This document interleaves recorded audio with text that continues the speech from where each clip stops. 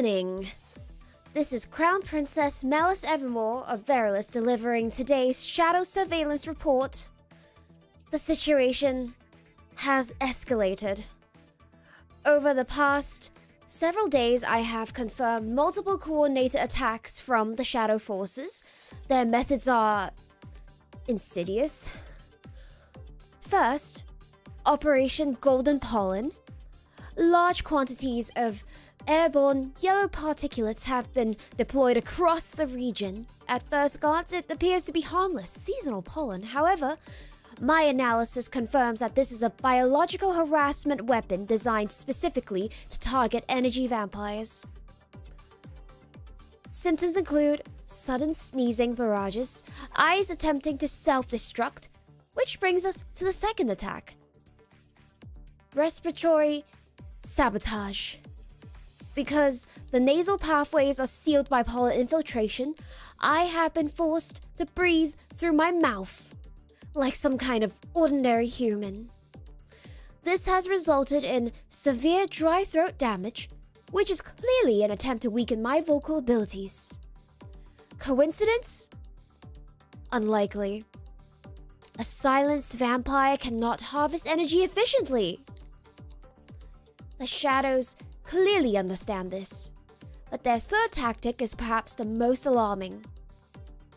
Pharmaceutical suppression. Antihistamine countermeasures that once protected me have begun to fail. Medicines that previously neutralized the pollen attack are now showing reduced effectiveness. Either the shadows have evolved their pollen strains, or they have infiltrated the pharmaceutical supply chain. Both possibilities are deeply concerning.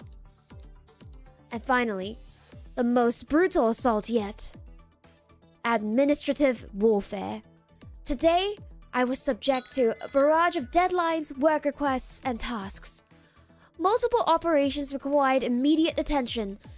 Emails appeared, documents appeared, meetings appeared. At one point, I was given more than one deadline on the same day. This level of bureaucratic aggression can only mean one thing. The shadows have infiltrated the corporate combat tactics.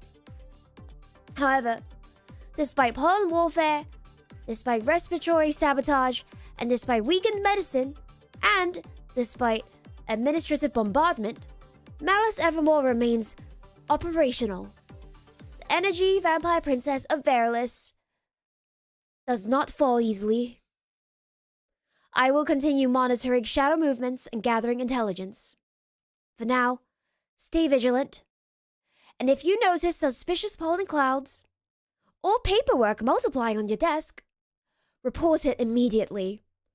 The shadows may have already come closer than we think.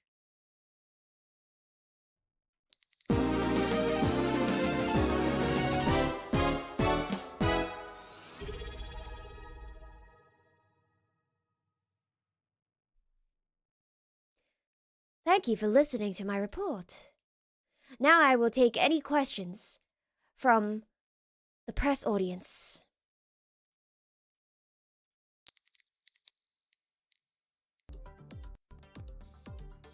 Thank you. Thank you for the new members of the press for joining today's press conference. Thank you for guiding them to me, Pico-senpai. Thank you. And let me take a look at these questions now. Thank you, Jackal, for the question.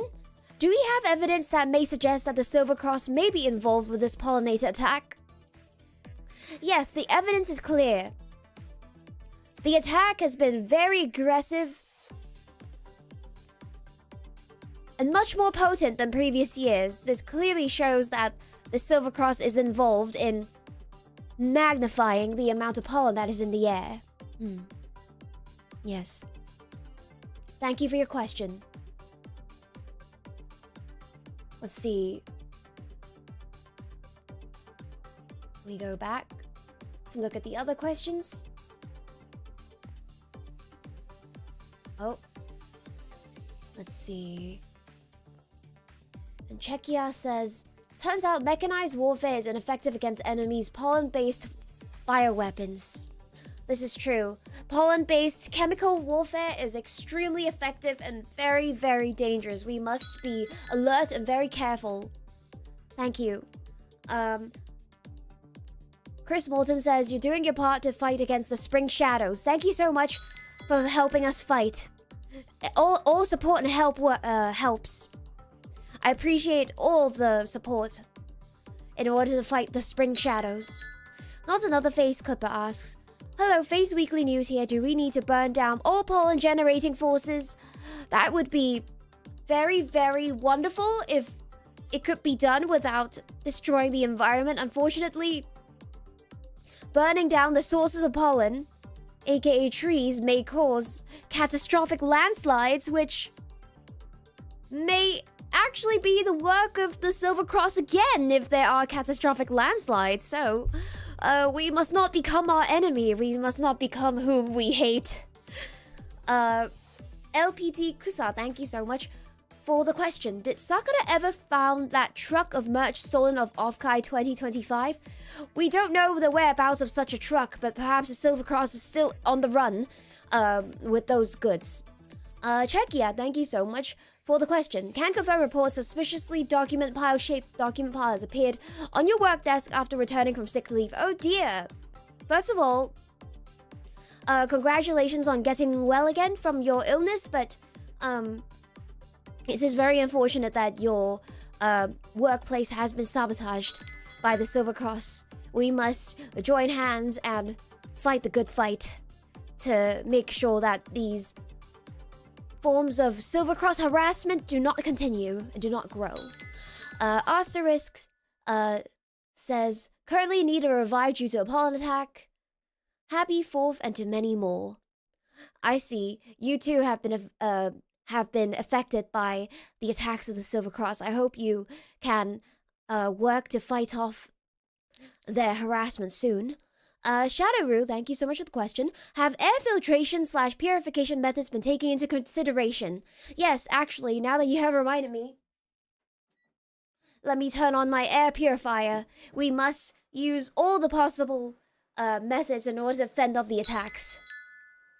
And Minwonder, thank you so much for the question. May I also suggest summoning rain during these trying times? Oh yes, I would love to summon rain. I hear that if you can get a Slowpoke to do an extra humid yawn, then it will rain in your environment. So, I shall be working towards that. Yes. Abiyama, thank you so much for the question. There's been a rumor in regards to the connection between the Order of the Silver Cross and the Umbrella Corporation. Is there any truth to it? I'm not aware of any ties between the Silver Cross and this so-called Umbrella Corporation, which I'm not very familiar with. However, if there are any, then that means both organizations are enemies of Verilis. Silverspire, thank you so much for the question. What sorts of preventative measures can be taken in the event of a Silver Cross pollen attack? There are preventative measures such as antihistamines. However, the Silver Cross may have also damaged the antihistamine supply network, so we must be careful. You could try perhaps a nasal rinse or immune something jab that I think humans sometimes do to prevent against allergies. Yes. Blickwinkle, thank you so much for the question. Do masks really work against these attacks? I mean, the less pollen you breathe in, the better. So, you know, if you go out with lab goggles and you know, in a gas mask, surely breathing in less pollen will allow you to be less allergic. So yes, I think any amount of less pollen that you can breathe in will help you. Hold on, the music is not having a good time, so I shall change it. Today's music.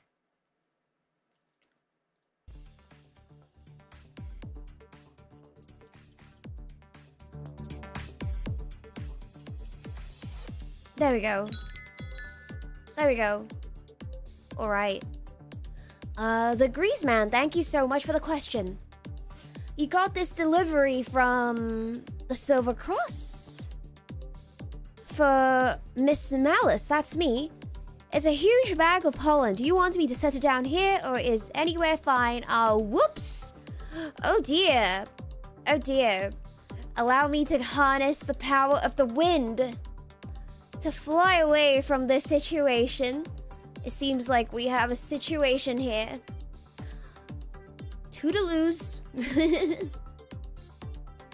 We shall be moving away from this location so that we can prevent ourselves from being caught in any more dangerous attacks.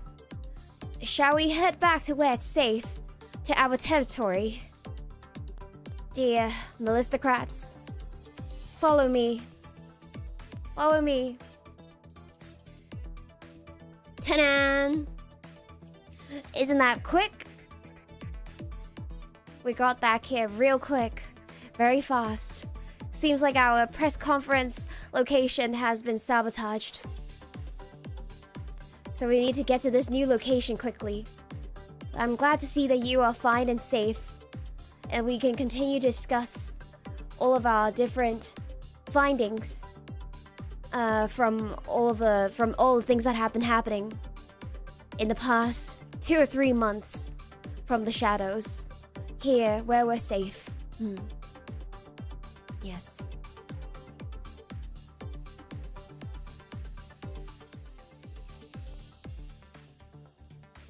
We'll be safe if we get high enough. Yes, if you get high enough on the tower, you shall be safe there too. Indeed, indeed.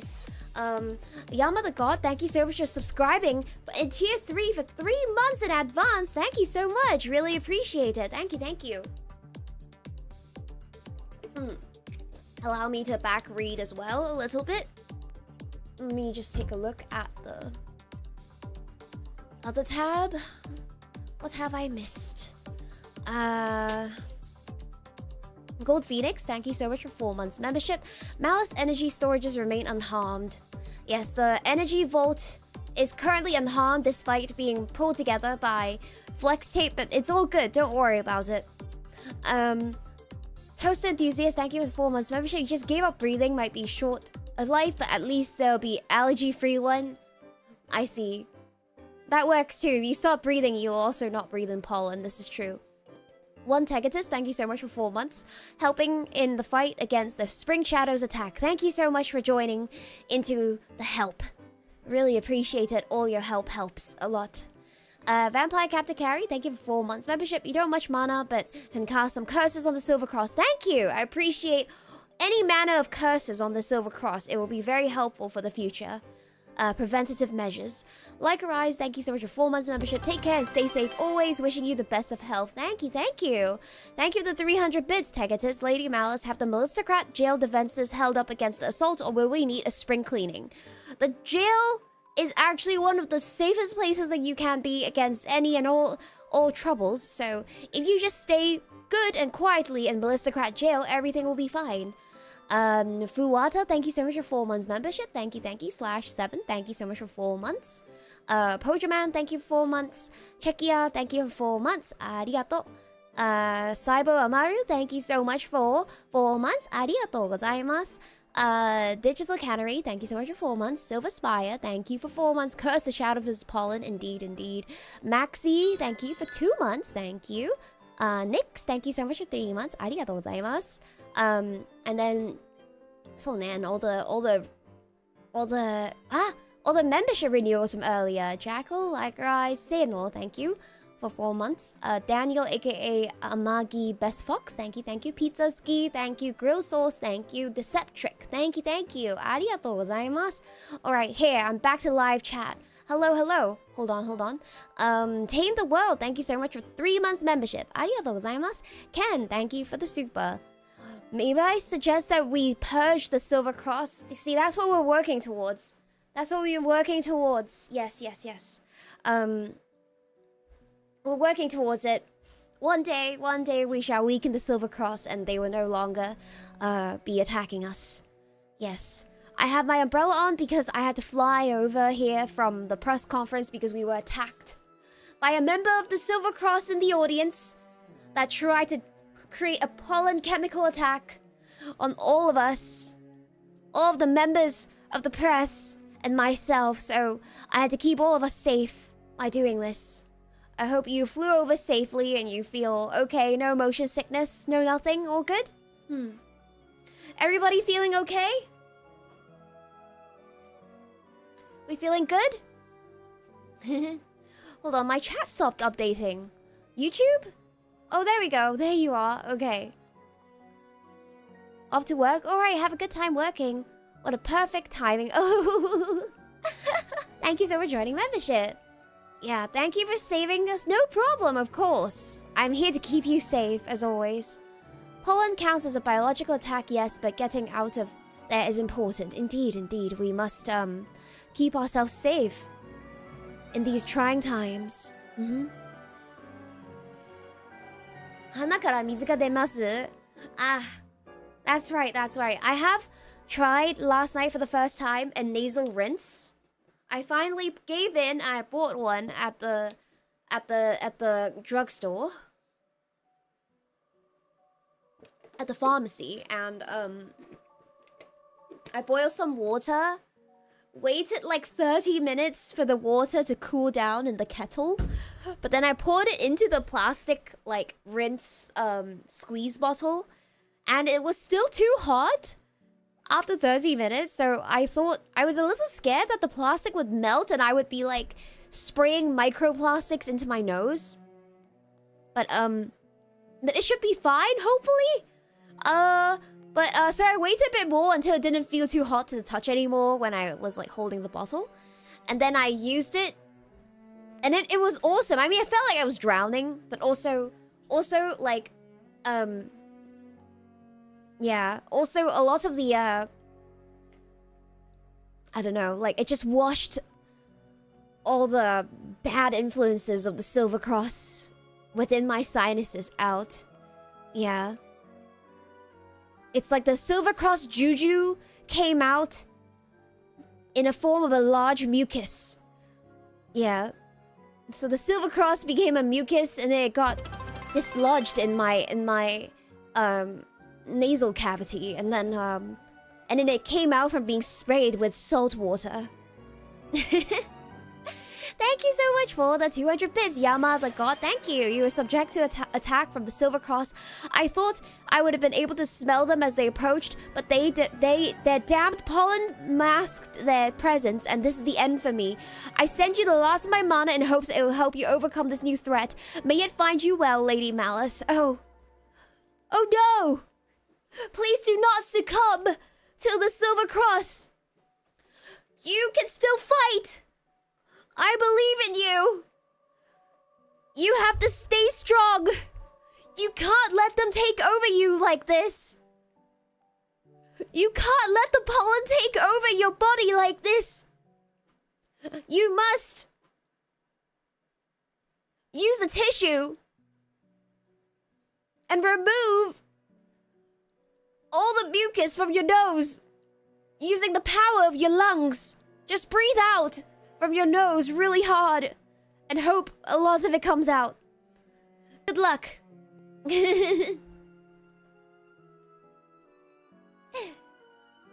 Unfortunately, the Silver Cross members seem to have learned this thing called showering, so they're harder to spot. They've learned how to shower? Oh no. Such sophisticated abilities. How did they learn these skills? I thought only sophisticated, civilized Malistocrats knew how to shower. How could the Silver Cross barbarians learn how to shower? Now that's a very funny joke. We mustn't believe this propaganda. It can't be real. Were they spying on you to learn how to shower? Is that what it is? They watched you Malistocrats, did you let your guard down in Malistocrat jail? Were you being watched? That can't be, because Malistocrat jail is very safe. And there's very many protections around the jail, so there's no way that the jail showers have any spies. There's actually zero chance, unless you're being spied on by fellow Malistocrats. In that case, you know, your greatest enemy is yourself. But, other than that, there are no outsiders in Malistocrat jail. It's not possible. So you must be safe, actually. So we must figure out where our showering intel has escaped. How did they learn such a high-level civilized skill that only, you know, Malistocratic gentlemen such as yourself would know how to do? Blake Winkle, thank you so much for 4 months membership. I can't believe the Silver Cross are perverts too. I mean, I wouldn't put it past them, however, I still maintain that it's not possible for there to be spies in the showers. Just because the jail is very, very well protected. I assure you. Is the espionage too powerful? Are you saying they've infiltrated our ranks? And they are in fact in jail themselves? The game was rigged from the start, oh dear. Is there a mole?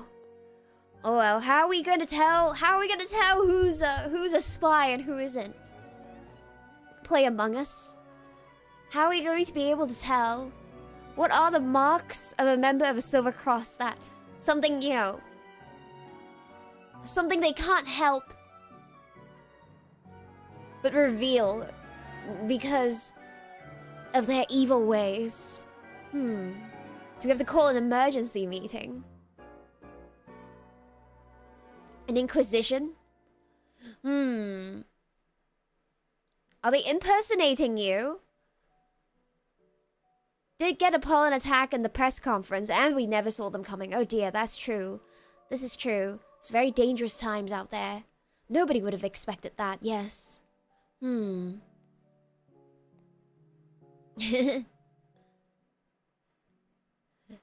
Check with my left eye? Because they can't possibly know about the radiation. Oh. Do you think I'll be able to see who's a mole and who isn't with my left eye?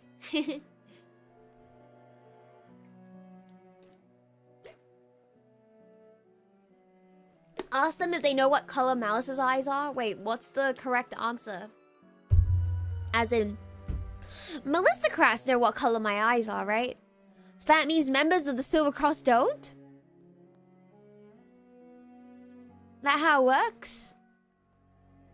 Maybe they aren't as resistant to Ligma. Oh, this is true. Maybe if I tried to give them Ligma, they would get it right away. Yes. No idea, and that's why you have to ask them? It seems like this question is not going to work as a way of telling between members of the Silver Cross and members of Malistocracy.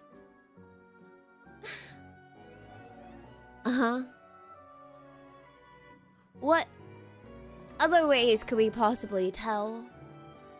I guess we can ask them. We can ask them if they had an hourglass magical item in their hand, what would they do with it? What would you do with that?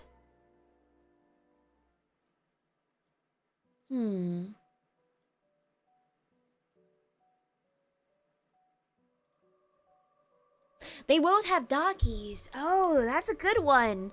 You have to show your shop.face-connect darky purchase receipt as a Malistocracy membership proof.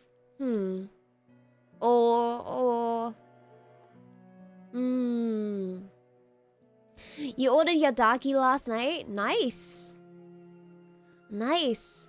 Well, that'll prove it once and for all. That's going to be one of the ways. Yeah, they won't have the tea sets. Then we a lot of members of the Silver Cross, because I know personally. I've been asking staff the sales amounts of the different items, and it looks like the least people bought the tea set, so that means there are many among you who only purchased the doggy and not the tea set, and therefore you may be identified as a member of the Silver Cross. I mean, okay, there are actually a lot of people who bought the bundle, so to be fair, everybody who bought the bundle is safe. Maybe you just don't drink that much tea. That could be true, yeah. You got the bundle, and you got the tea set, nice. And ways to find China, yes. The tea set is included in the bundle, so you're good if you have the bundle. Acceptable levels of friendly fire, this is true. How can we divide the Malice and make you guys fight each other?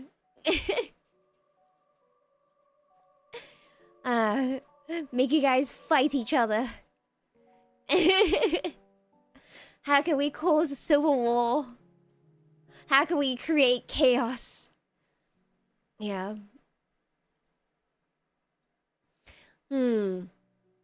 So, yeah, a fight to the death. I guess we make a gladiator ring.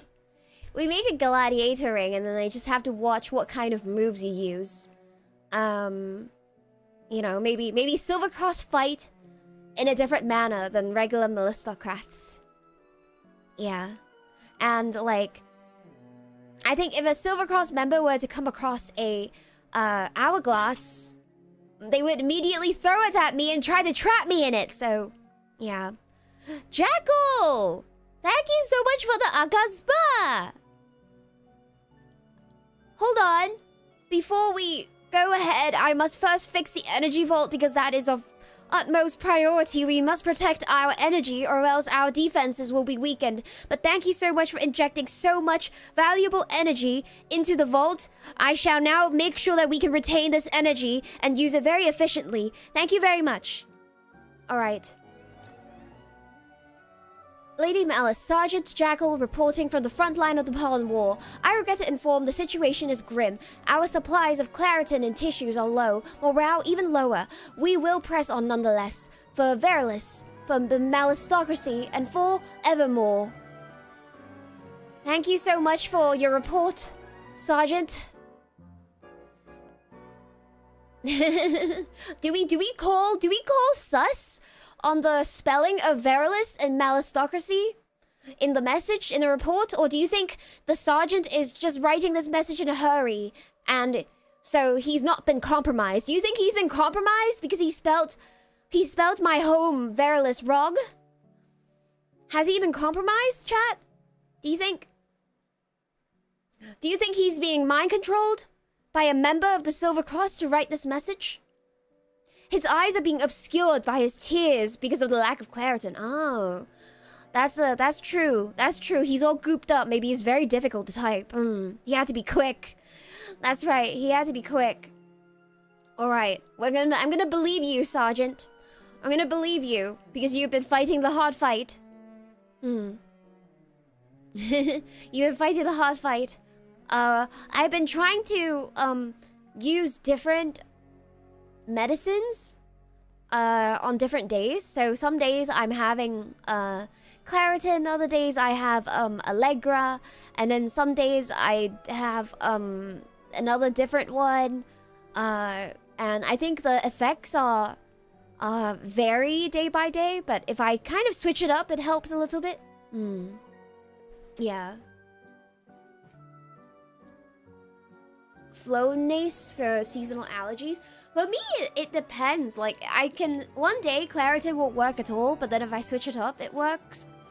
And I come back, like I switch it up and I come back to it, it works again, so I don't know. Yeah, Zeotech I have as well. So I've been switching between Zeotech and the Claritin one and then the Allegra one, and then I just like... Yeah, the one that I didn't have yesterday is the one that I'll have today, and I feel like it works better this way. If I take the same thing twice in a row, it works less.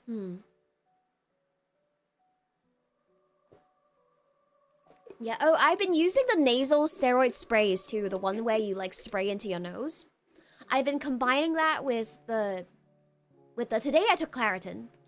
I combined that with Claritin today, and actually right now I don't feel that bad. Right now, I also did nasal rinse. I did nasal rinse once last night and once just a few hours ago. And my nose feels pretty good. I actually felt like I could even sing today. I actually felt today like if I were to record singing, I would be able to do it. But I had to work until quite late, so I didn't have time to record. But my voice doesn't feel bad today. Yeah. Yeah, you have to keep the illness guessing, exactly. You can't let them know what medicine you're going to take next. Yeah, I built up a tolerance. I have. That's why I have a injection next week for allergies.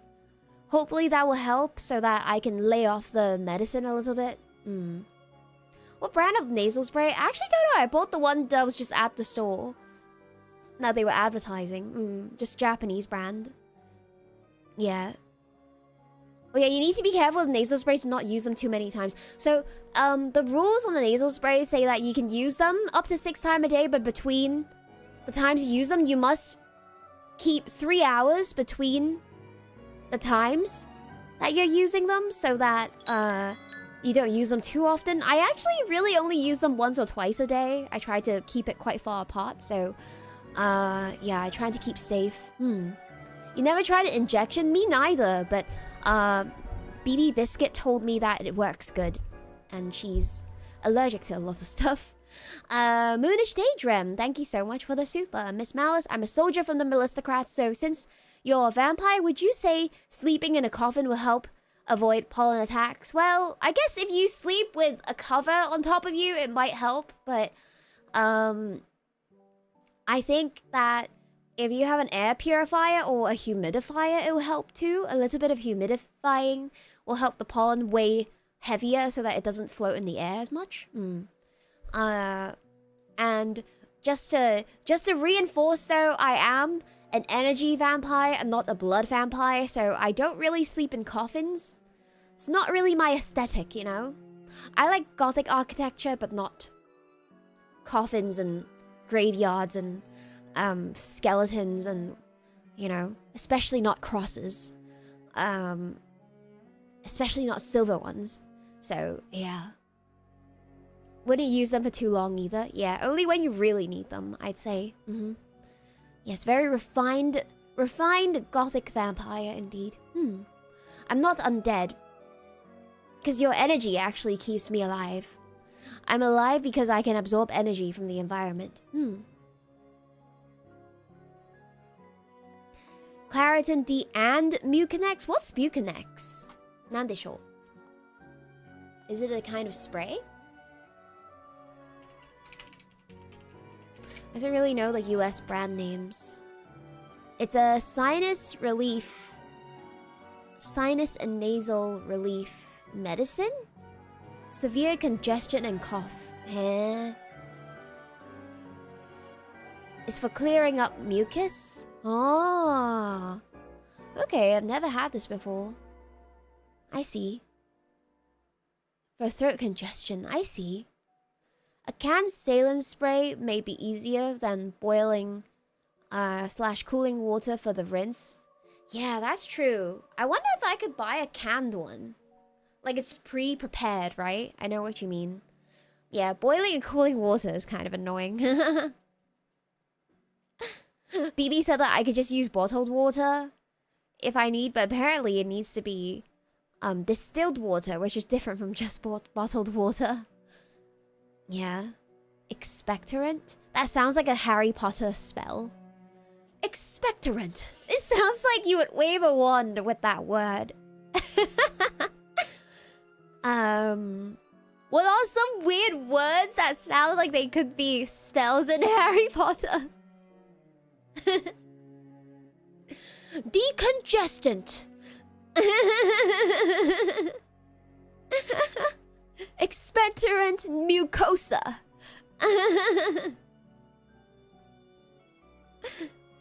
That's good.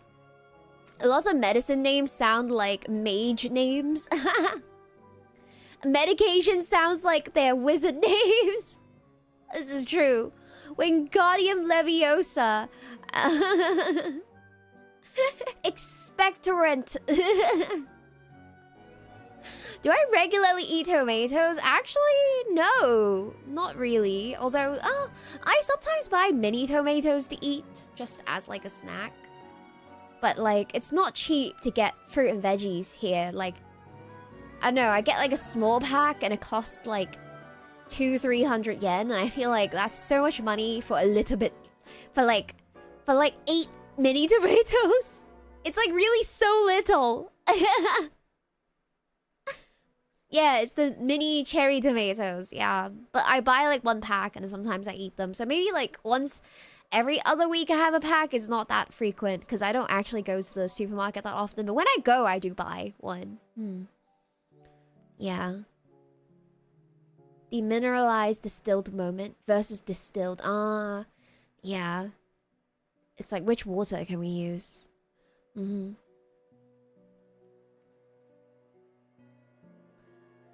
Seiyu, my basket. Yeah. So ne. I don't have a seiyu near me, but my basket there's some. Yeah. Vegetables are expensive here. They are. Yeah.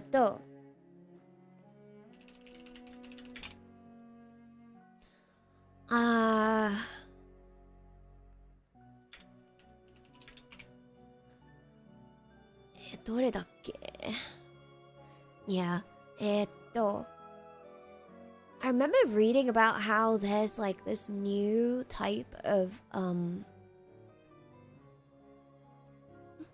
personality test that people have been doing that's like not the MBTI one anymore.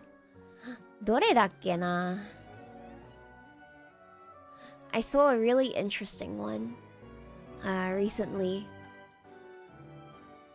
Apparently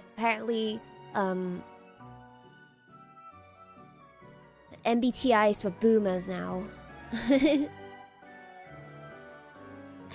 was like a different one. Hold on. Let me look for it.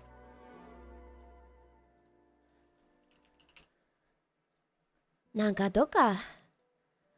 I remember seeing it and I thought it'd be interesting to like try answering the question. Oh yeah, it's called the Enneagram. Do you guys know what this is? I saw like a thing about how like MBTI is like old news.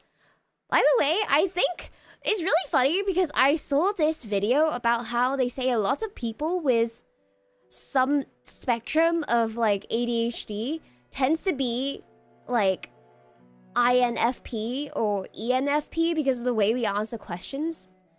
And I've only really ever gotten INFP or ENFP depending on how social I feel when I answer the questions. So I was like, wait, you can't just like you can't just say my personality like this. Enneagram is old as well. Wow, really? How can I do a quiz for this?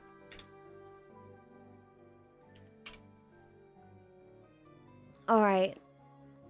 I'm gonna open up a free... Okay, there we go. Okay, how many questions are there on this page? Wait, step 1 out of 11? As in there are... a lot of questions. There's 11 pages of questions? And the first page is 1, 2, 3, 4, 5, 6, 7, 8, 9, 10 questions. So there's 110 questions? Wow! Alright, this could be interesting though, because I want to hear what you guys think too. Because I heard that like when you self-evaluate your own personality, you actually think of yourself very differently versus how other people see you. And other people probably see you a bit more accurately than how you see yourself. Because when you answer these questions, sometimes it's like, do I answer based on who the ideal version of myself is? Or is it based on, like, who I actually am, which I'm actually not sure who I am, so... Nah. Alright, but the first question on this Enneagram test is, I strive for perfection. Which, you see, am I striving for perfection, or is it, like, just, you know, in general? My thing is, like, I would say I am actually a very, tekito, like, I want it done more than perfect, kind of person. So, I like to get things done. I'm a checklist checker. I like to check it off. So, I would often submit things that aren't super perfect, but, you know, just enough to pass by, just so that I could get it done. Yeah. So, but you see, these, like, tests that give you, like, left side is most inaccurate, and then right side is accurate, and then you have the 3 dots in the middle, and it's like, where do I even put myself on this? Because, okay, if I say I strive for perfection, and I just described to you is that I think I don't, then does that mean that I should click inaccurate? Or is it like, oh, well, I sometimes try to be more perfect, sometimes I don't, so that means I click the middle. Are you deciding to do a test and not recheck it? Oh, I do check it if I have time, but often, I think tests, like, don't give you enough time to check.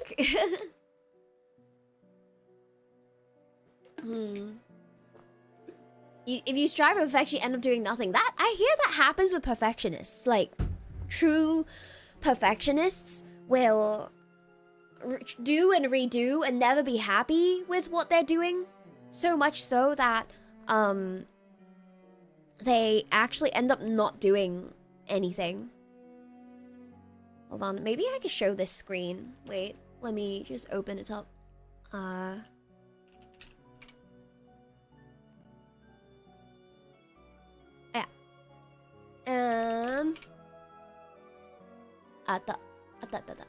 Okay, there.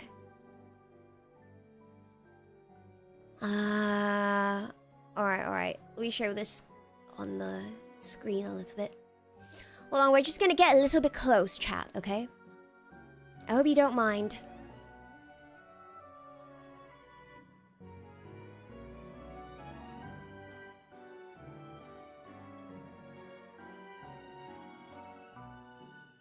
Here it is.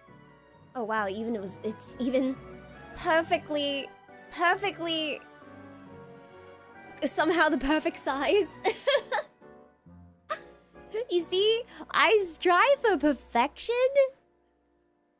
and then I'm saying it's inaccurate. Okay, maybe I put it here. Nah. Because I don't really, but then I wouldn't say I never try to be perfect. I do try, but I think I'm a bit more like, I want to get it done rather than, I'm going to make it perfect. I work hard to be helpful to others. Okay, I actually think this one is a yes, because I think that I'm the kind of person where if you ask me for help, or you ask me to give you advice for, I don't know, like, where should you visit in Japan or that kind of thing, like, I would give very thorough and researched answers with URLs, like, really quickly. I think because I like, you know, suggesting places for people to go. But, you know, sometimes it's like random people who I don't even really speak to ask me this. And it's like, I don't owe this person anything. And I know that they're just using me to get, like, some recommendations for free. And this person has never asked me how I am, never cared about, like, what I was doing or whatever. They just want to get the information from me. But, I would actually still happily send them the stuff because I feel like I'm happy to help, you know, if somebody asked me. Yeah, and of course I help my gen mates too. But if anybody ever like asks me for help, I usually do go out of my way to help. So I would say this one is accurate. Yeah. Yeah, I'm naturally inclined to help. Exactly. I'm like always really wanting to answer questions that people ask me. Like I would never be like, meh, whatever, you know? Like I would never give meh, whatever answers. I always like really think about the question. And then if you're asking for a recommendation, I really try to give like a good recommendation. Like I just like, I don't know, there's like a tour guide within me or something that like really wants to be a tour guide, like really wants to get it right. Like I really want to like, there's like the natural built-in customer service or something inside me that makes me want to answer properly. Yeah. So, yeah, so I would never like not answer. Okay, no, there is one time where I didn't answer because I was like, that's weird and I really don't care. But like, I got a message from like a vampire school energy vampire that like I haven't seen or ever talked to in over 1,000 years. And even in school, I didn't really talk to this person very much. But like recently, I got a message on freaking LinkedIn of all places saying that they're like relocating to Japan for like a little bit and, you know, would like to be friends or something. And I'm like, wow, you just don't have friends in Japan. And you're like asking a LinkedIn on all places. And I just like ignored. I was like, nah, I don't have time for this. So I just I was like, no way. I'd like, never ever spoken to this person, like ever. Like, I just never, not even friends with this person. Like, it's so strange. Like, I do not want to connect with this person. Like, I just do not care, yeah. You try to use you Sodayo. I just like, I do not want to be tour guide for a random person. I've like, actually, I barely even know this person. Like, no way. Yup. So yeah. I think that's the only time. But if I like sort of do know this person or they're like a friend of a friend and they ask for like Japan recommendations I do give. Yeah. But connecting and stuff like that kind of thing, no, because I don't have time to go outside. Like I don't have time to like socialize. Like besides socializing with my gen mates, I like literally do not have time. I'd rather be streaming. Like I would rather not take time. Or if I in my time off, I would rather be reading manga or like shopping by myself, by the way, because I actually don't like shopping with other people because I don't like to like wait for other people to be done looking at their stuff. I want to only shop for my stuff. So, and then I also don't want to feel bad if I'm looking at something and then like if you're shopping with another person and then they're like wanting to go to a different store, like I don't like, we're both waiting around for each other. It's so weird. So I like shopping by myself. Yeah. I don't know. I don't like, I think it's sort of inconveniencing the other person, but also they're inconveniencing you at the same time. Like it doesn't matter. Even if I'm shopping with my mom, I feel the same way. I can't. Yeah, because I know she's gonna be standing there, like at the entrance waiting for me to be done. And then actually, I don't know. I know my mom is gonna try to look busy because my mom is very considerate. So she would try to look like she's looking at stuff even though it's like not her style. She'll like sort of try to walk around because my mom is nice. She's like that. So then she may explode my microwave, but she's a very nice person. She just can't do anything in the kitchen, but she's otherwise very nice person. Yeah, she's very emotionally considerate, I'd say. Yeah, but the microwave's got it coming. Yeah.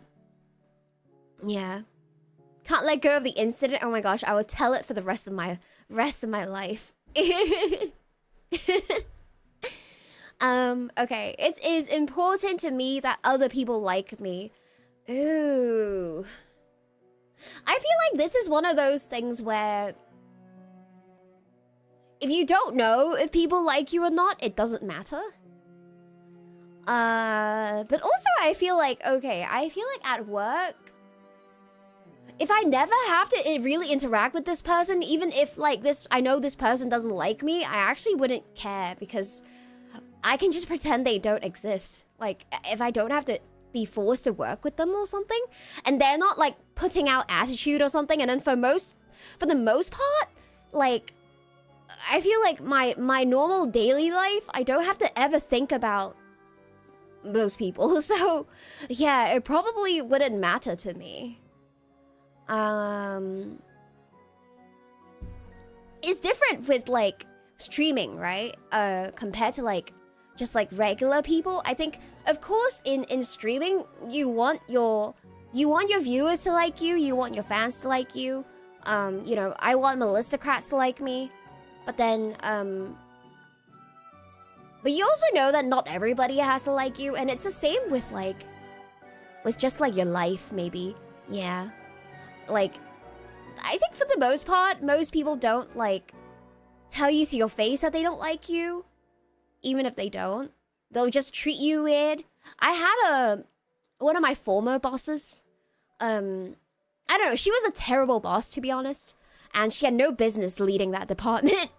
But like she like would never check in with me really, and she didn't ever know what I was doing. So then I would feel very like unfairly assessed every year during my annual assessment, where she would be saying XYZ things that I did, and I'm like, wow, she doesn't know anything that I did, so how could she evaluate me? It was really weird. But it turns out my feelings about that were not unfounded, because she was really strange. Roboto, thank you so much for 4 months membership. I like Malice, thank you!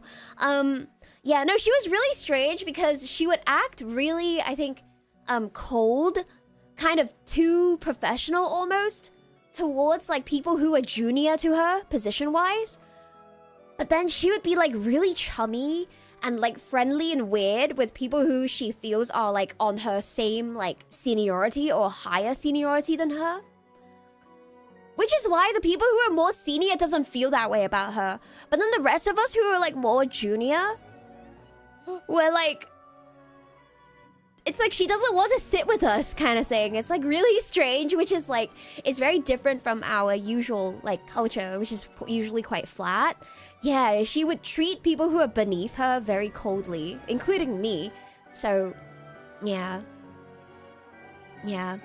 So, and then it turns out I wasn't the only one that like noticed that. I later, after she like left the company, I talked to like other people who were like same level as me, and they felt the same way about her. Like she would like not really talk to us, but like at company events only talk to people who were like more senior or like similar to her. So yeah. I don't know, because like all the other senior people would just like treat you normal, right? But then she would be more like weirdly cold. Yeah. You don't expect your boss to sit near you or staff? I don't know. I think it depends on the culture, but like usually the other people are quite like, the hierarchy is quite flat, so they wouldn't treat you different, you know, but she very clearly treated people differently, which is why it was so weird. Yeah, and she didn't care what I did on day-to-day, so I felt very unfairly judged like in my annual review, where she would have, because she has to find things that I should improve, right? Because that's how the reviews work. They say things that you did well, and then they say things that she thinks I didn't do well. But then I had a really hard time accepting the things that she told me I didn't do well, because I was like, well, you weren't there and you don't know anything that I did. So I would just have to be like, okay, and then like hope it's over, because like I just like wow, like I was, you know, I just like couldn't accept that she could criticize me on these things when she didn't know better.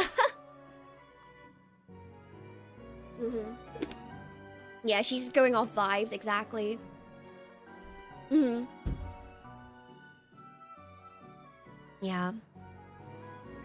Anyway, it's important to me that people like me. Okay, I feel like I would put this in the middle, because I think for people who I care about, I would want them to like me.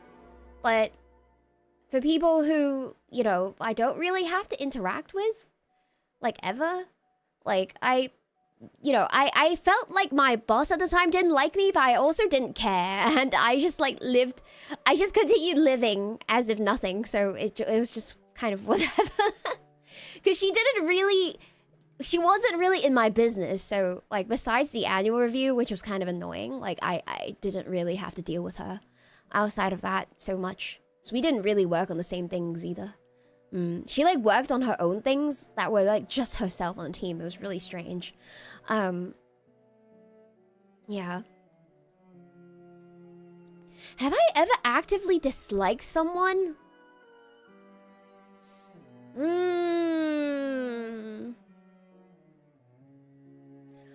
I would say that even if I were to actively dislike someone, I wouldn't do anything to them. Because I'm not that kind of busybody. I have enough on my hands just, like, dealing with my own stuff. Like, even if there's, like, someone where I'm like, oh, I don't like that person that much, I would do literally nothing about that. So, yeah. So net. So I would say nobody who I've ever felt like, oh, I don't really like this person that much has ever known that I didn't like them that much, because I would basically not waste time on that. Yeah. Yeah, although there's been a couple of times where I felt bad because there were a couple of people who were actually really nice people, but there was just something about them that I couldn't stand that made it, like, really difficult to, like, not, like, just seethe on the inside whenever they speak. There was this, okay, I once had this coworker who was this older lady, and she was actually really nice. She was, like, this really nice older Japanese lady, who was really sweet. And she asked me to go to lunch every day, but then I couldn't stand the way she talked. Like, I can't, but that's, like, not her fault. It's just, like, I just couldn't stand it. So then, like, every day, because I would feel guilty and that would be unfair to her, she would ask me to have lunch with her, like, every single day. And every day where I'm free, I would say yes, because I would feel bad to say no, because I actually had no reason to say no. So I was actually too nice to, like, say no to her. But then, like, inside, I'm, like, really annoyed with how she speaks. No, it's not the accent. It's just she speaks really slowly and really unsurely. Like, you know how I speak? Like, I'm a know-it-all, and I'm, like, so confident when I speak like this. She's, like, the opposite of that, and every word she says feels like she's unsure. Like, she's always like, stutter, and then she speaks really slowly, and I'm like, okay, I'm like waiting for her to finish her sentence. Yeah. It's, no, it's not, even. It's just, like, really, and she also speaks really indirectly. She can't get to the point. Maybe that part is the Japanese part. Like, she can't get to the point, as in she speaks in a circle. And then, yeah, and then when she tries to firmly tell me there's a deadline, she's still not telling me firmly. She's still telling me in a circle, and I'm like, I'm trying to finish her sentence because I just want her to say what she wants to say, but she just can't say it. Yeah. Varric of Skellish, thank you so much for the 100 bits. Okay, so you talk to the Japanese version, the tree beard from the Lord of the Rings. Oh, Nanda. You have a coworker that always sounds like she's on the verge of tears, even when she's not. It drives you up the wall. Right, but then I feel bad feeling annoyed about it, because other than the way she speaks, she's actually very nice and very sweet, and there's nothing wrong with her. But I just feel bad feeling annoyed by something that maybe she can't control, so that I would say yes every day to going to lunch with her, even though I would get really annoyed.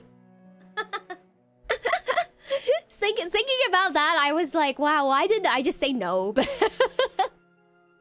Just to free myself. Yeah. But yeah, but you know, inside me, I'm like, well, actually, I know it's not her fault, so I'm not going to, like, punish her for it. But at the same time, I'm trying to suppress the feeling of being annoyed.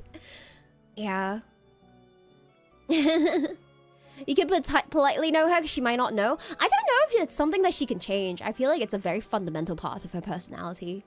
Yeah, it's okay. I prefer not confronting people about it because it's not something that, like, affects me in my daily life outside of talking to her at work. Like, I didn't have to talk with her outside work or anything. So that's why I'm like, it's not my responsibility to help this person improve. So I'm not going to, actually. Yeah. You can't say no when the person isn't really bad. Yeah. I mean, I try to treat things fairly, so I wouldn't punish people for something that I don't think that they did wrong, so yeah. Anyway, where were we? Oh, it's important to me to achieve great things. Well, this questionnaire is gonna take a really long time, chat. It's important to me to achieve great things. I feel like when I was younger and I was training still as the Crown Princess of Verlis to be one day the queen, I was a lot more ambitious. But then now I feel like I just want to lie down. So now I'm like here. I just want to live comfortably. Yeah. Oh wait, I didn't answer. Oh no, I put this in the middle. Yeah.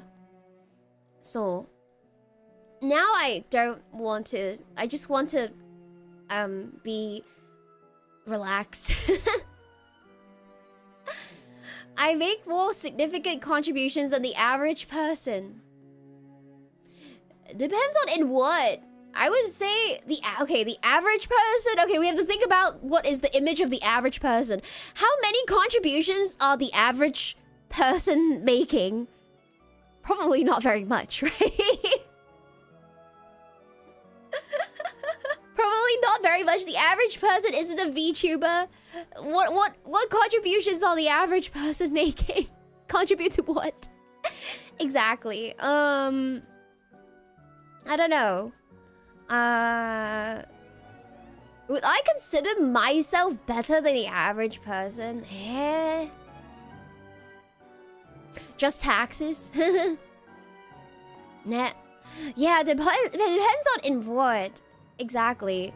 Because I definitely do not contribute significantly in, like, my own household chores. I only do them once in a while when I get really annoyed. My daki is a significant contribution to society as a whole. Do you think I have contributed with my dakimakura? I mean, that's my mama's contribution though, isn't it? Yes? I guess my contribution is releasing Queen of the Hourglass, I guess. Yeah, it depends on where you put the average person. But maybe the majority of people are really not contributing very much.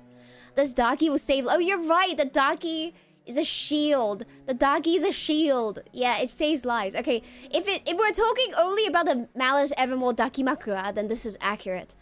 But my overall contributions as a whole, I'm going to put it a little less than that. I would say that sometimes I'm just consuming manga, so I'm not really contributing. Yeah.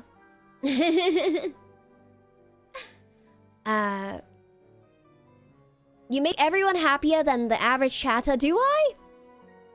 Are Malistocrats happier? Are Malistocrats happier because Malice Evermore is here? Is this true? Is this true? Yes? Yes? Yes, very. Oh. Okay, that makes me very happy. Thank you. This provides me with a lot of energy. I appreciate it. I appreciate it. Thank you so much. Saibo Mario, thank you so much for the super. You're contributing to society is just you being you. Wow. That's very sweet. Thank you so much. Thank you. Really appreciate that. Thank you so much. ありがとう. You're using the wrong "you're" with the apostrophe. It's like overthinking which you're supposed to use, and then you end up using the wrong one. Alright, I feel my emotions very deeply. I would actually say not as much as... Maybe not as much as an emotional person, actually. I know some people are very deeply emotional. Like, some people are very deeply empathetic, emotional. Always, they'll cry because somebody else is crying. They'll cry because of small things. And I would say I'm not that level of emotional. Like, I'm not quite there. I still feel emotions, but like, not to the very level. So I would not say very deeply is like super accurate. But I would say I'm actually somewhere average in the feeling of emotions. Yeah. So, I have a sense that other people will never truly understand me. This is like, I'm 14 and this is deep.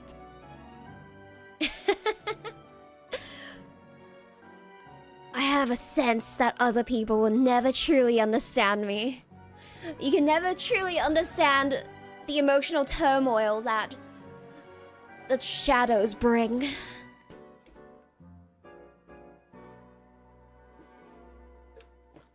I'm just a kid and life is a nightmare. So ne? I don't think this is true. See, I never pick truly, fully, and accurate because I don't feel like anything is the absolute. So I never pick, okay, except here. I usually never pick things that are at the very edge because I feel like everything has a little bit of gray area. Yeah. I am prepared for any disaster. Okay, this is not true. I'm like not prepared for like anything. Please don't bring me any disasters. I'm not prepared for anything. Any disasters are completely inaccurate. It is important to me to avoid pain and suffering at all times. You know, this is actually pretty important. But I don't know if it's possible to avoid pain and suffering at all times. I think sometimes you need to face the things that are difficult and you can't run away from them. Yeah, struggle is necessary. Like, I think sometimes some people are born like more mentally weak. So maybe if something gets hard at like work or stressful at school, some people can't handle it, right? And then they'll run away. But I'm definitely the I will fight the struggle type person.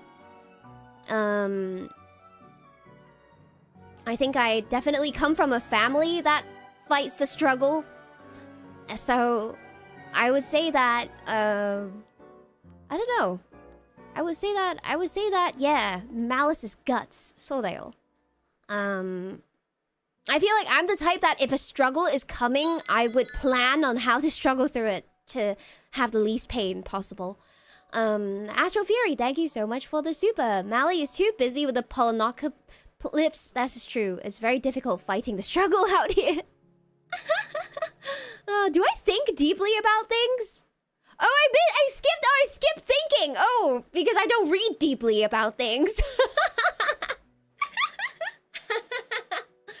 I skipped thinking. Actually, I think I'm pretty impulsive. I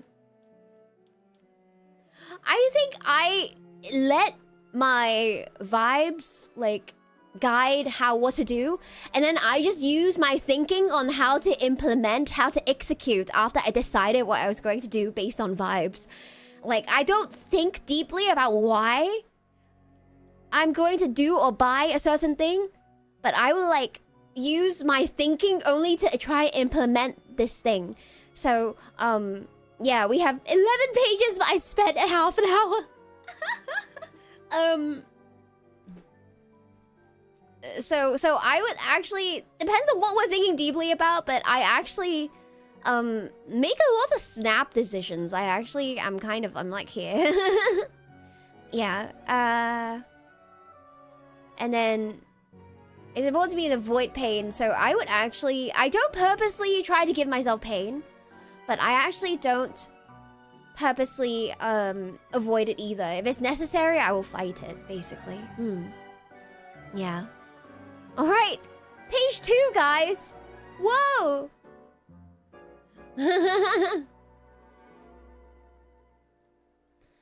Given the past 30/40 minutes, I would at least go with accurate. Well, no, I'm trying to explain my thinking for every question so that, like, we can talk about this together, you know? Obviously, if I were doing this test myself, I would just be clicking on the answers and going. But then I'm trying to, like, explain to you why I'm picking certain things, so it's taking longer. If I just did it without explaining to you, it's not interesting, right?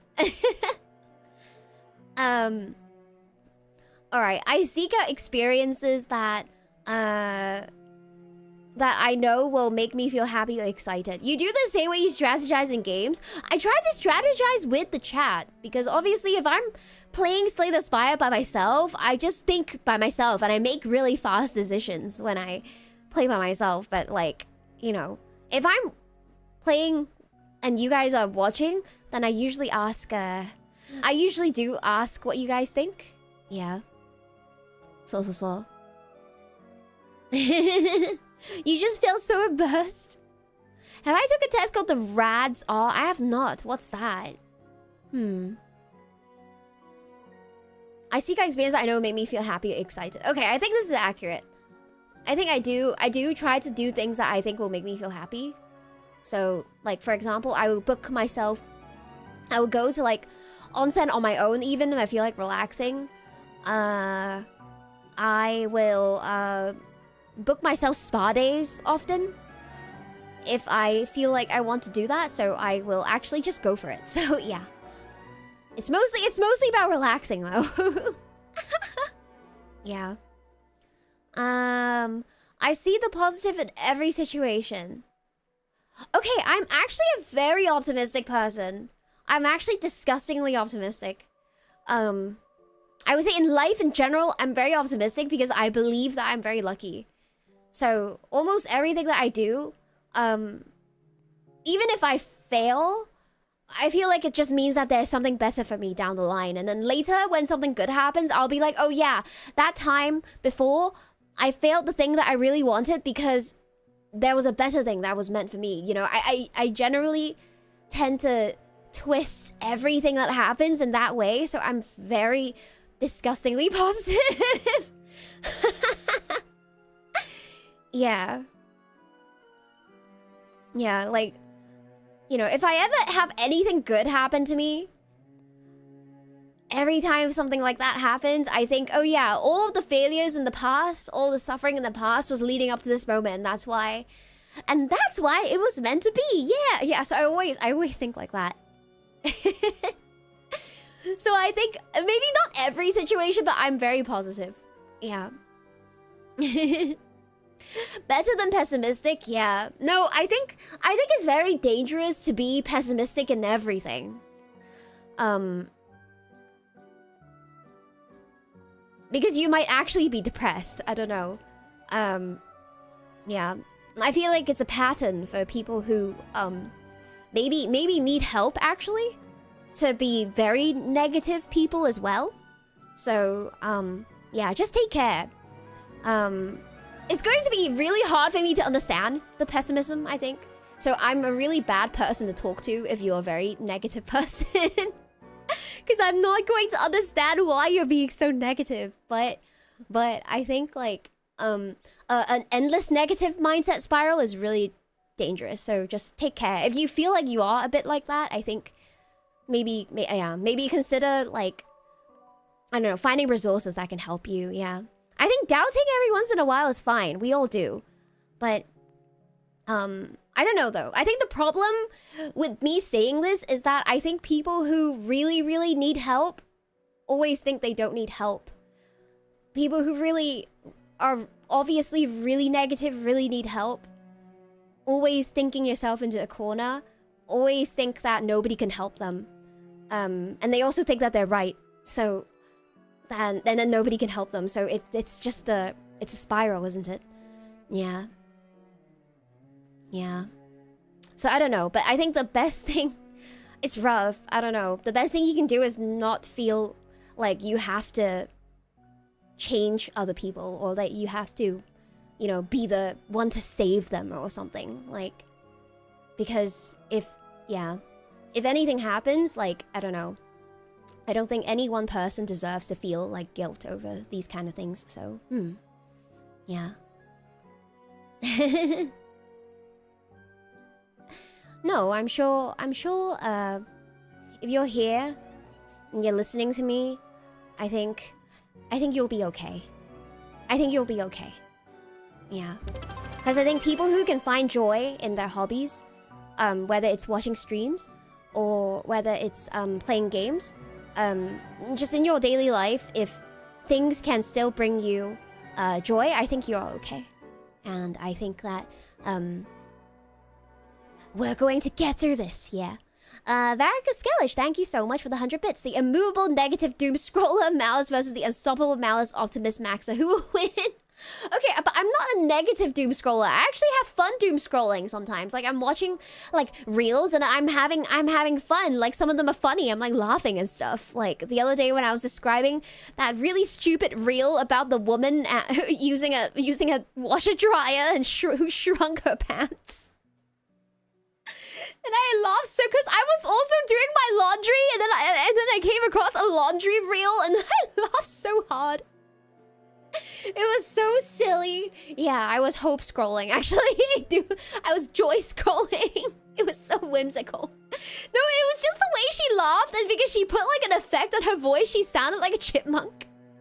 So she just had these pair of shrunken down. Wait, I'm telling the story again, but I think it's so funny. The image makes me laugh. But it's like, I was also putting up my laundry and I was watching this reel, and then she had this pair of shrunken jeans that she just flew on the floor, and it was just on the floor, like being so small because they shrunk down. And she was like, it was my first time using a washer dryer outside of Japan, and I didn't know how to use it, and it ran for like 12 hours and I didn't know how to stop it. And then when my clothes came out, it was so small.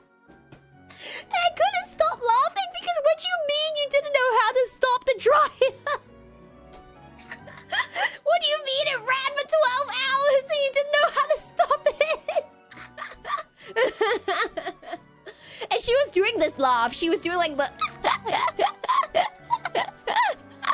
She was doing this laugh, but she made it even higher pitched, so it was like a chipmunk. Like she was choking on air. When then the camera was pointing at the pants on the floor and the whole thing. So stupid. Yeah.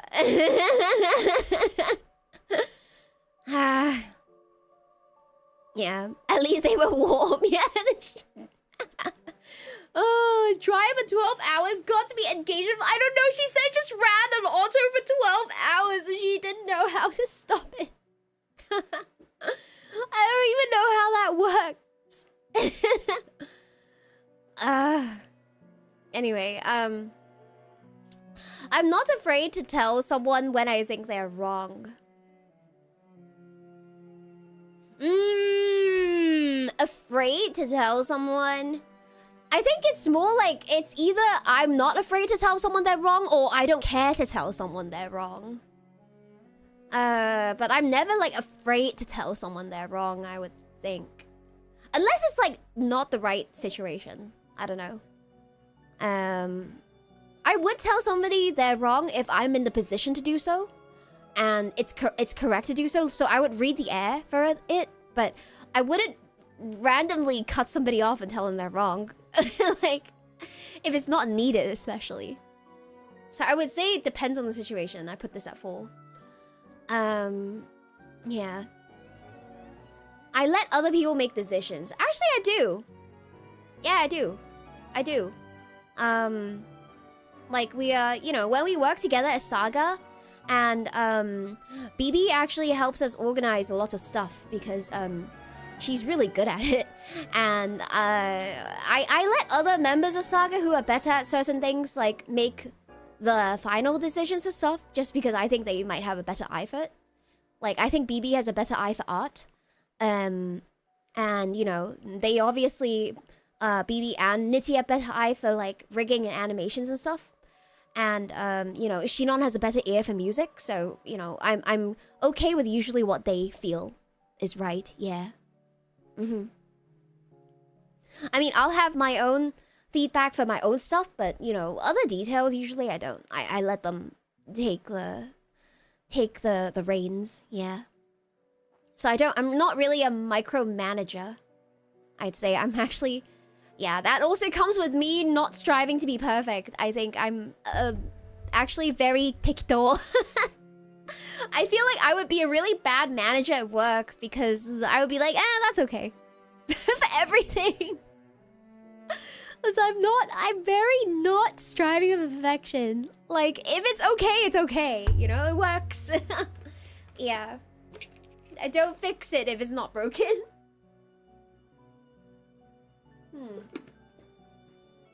Yeah. Okay, I appreciate having rules that people are expected to follow. In a structured environment, yes. I think so. I do appreciate this. Because then it's easier to know what we're working towards or working over. And if everything is like just free, that means that it leaves more burden on the individual to, you know, we have to police ourselves. Like, imagine if for streaming, if there were no rules, nothing at all, then that means the burden falls on yourself to make sure everything's right. And that's actually harder, yeah. That's actually harder. What survey am I taking? This is an Enneagram personality survey. Yeah. I'm concerned about security more than anything else. More than anything else? I mean, security is important, but I don't know about more than anything else. It's so extreme. Yeah,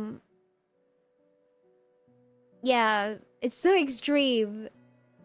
It's too absolute. I have to put this in the middle. I don't know. Security is important, but I don't know about more than anything else. Okay. I think a lot of what will happen... I think a lot about what will happen in the future. You're not showering with a helmet. You still have ways to go with security. Yeah.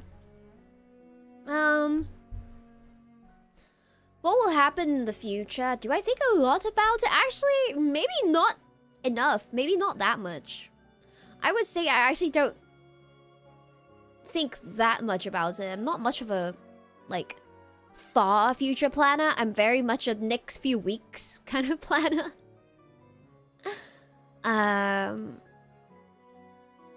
So maybe somewhere in the middle. I wouldn't say I don't think about it at all, but, like, not that much. Because you know how some people have, like, 5-year plans and 10-year plans and whatever? I have no idea. Like, it was one of the hardest questions, like, you know, they would ask you in your interviews and stuff, like, what do you see yourself in 5 years? And I had to make something up because I genuinely am okay with where life takes me. Like, if I felt like it was right and it's going to take me there, like, I started VTubing, I felt like it was right. I mean, I never planned to be a VTuber. I never planned to be here. 5 years ago, I didn't know that. So, I don't have that kind of vision. Yeah. Very go with the flow, exactly. Yeah. Think about where we were 5 years ago. I didn't think I'd be here. Yep. I don't fit in with ordinary people. Well, I am an energy vampire, so sometimes fitting in is kind of difficult, but I would say that in my day-to-day life, trying to fit in with the humans, I'm fine, actually. Like, I'm okay. Yeah, I would say I don't really have any issues. っていうか? そうね. Yeah. So, I would say this is inaccurate.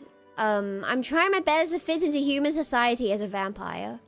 I can't let my efforts go to waste. How do you do, fellow peasants? Exactly. Whoa! How do you do, fellow peasants? Oh yes, the grocery shopping. I do a lot of that too. What are you buying these days at the grocery store? Toilet paper, is it? I don't know too much about toilet paper, but I guess that's what you buy at the store. As a fellow peasant, yes, indeed. Bread is a commoner food. Certain types of bread, I hear. Yeah.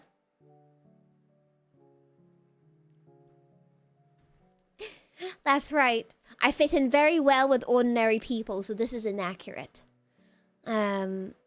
There's rarely a good reason for changing how things are done.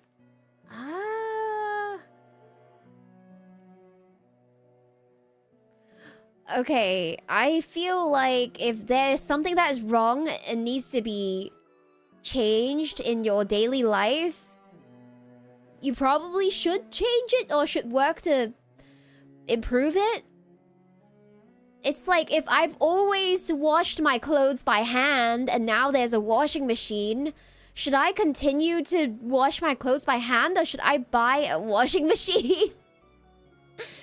If it greatly increases my efficiency, then yes, I would absolutely change the way that things are done so that I could be more efficient or do things better, yeah. So I think there are often good reasons to change the way things are done. I always finish my job. Okay, we don't need to discuss this. Anyways, next. Yeah. You know, if there is a machine that will automatically do my chores for me without me moving a finger, then I would, of course, invest in such a machine. So I would, of course, change the way things are done, yes. Too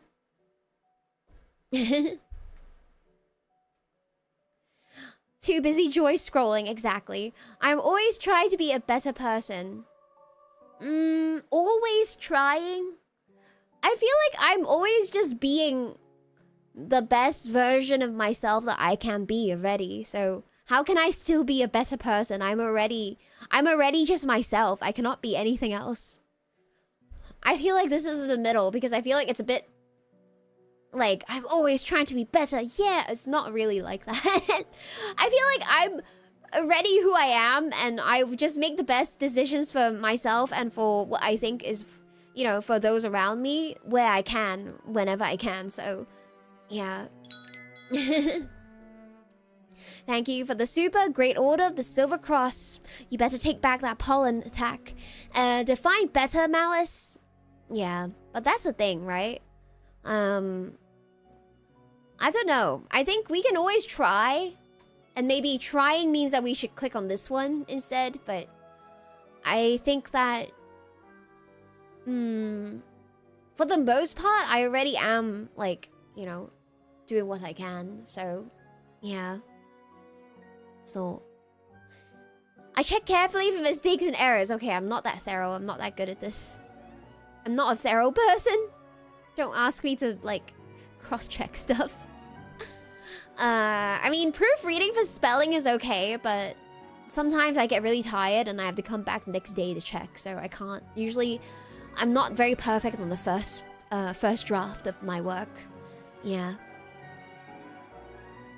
I like to be around people who can help, who I can help. I can help? Wait, that's so... I don't know, how do you feel about this statement? There's also the types of people who just help others because they feel better about themselves. As well. And I kind of understand the feeling of like not... like being, yeah, like kind of a savior complex where it's like... stop trying to help. You're not helping, that kind of thing. Great order of the Silver Cross. Thank you so much for the super. Never the pollen must spread. No! The season is almost over, I hope. Yeah. Do you like helping others all the time? All the time? No, I don't help for no reason. Like, I don't help if people don't ask. Like, I don't really go out of my way to help. Like, I remember... Nandaro. It's like I feel like I don't have to be the person to help. You know what I mean? Like, I think the other month... It was a few months ago, but there was like an old lady that fell off the stairs. And she fell off the stairs right at the moment where I was getting off a really crowded train. So a lot of people were coming out of the train, including myself. And this old lady like fell down the stairs right in front, like, of the train door. Like, she fell down trying to run for the train because it just arrived, right? And then immediately already 3 people were helping her. And I didn't feel like I needed to also go up to help her. Like, what would I do? There were already 3 people who immediately went up to help her. So I think somebody who wants to help all the time would probably try to help in this situation, even if there's already people helping. But, you know, I had somewhere to be, and there were already 3 people who surrounded her immediately, so I didn't need to help because there were already people helping. So, of course, I, like, left, right? But, yeah. Yeah, it would be this jet, too many cooks in the kitchen. Too many cooks in the kitchen. Yep. Yeah. Are we fighting on who's helping? If you need help, then ask. If you're not, I'm gonna assume you're okay. Yeah, exactly. Yeah, helping when there's nobody around is important. Yeah, that's true. Just wanted to drop by and say you and Rooney had great banter. The start was peak. Thank you, thank you. I wish we could hear each other all the time in the game.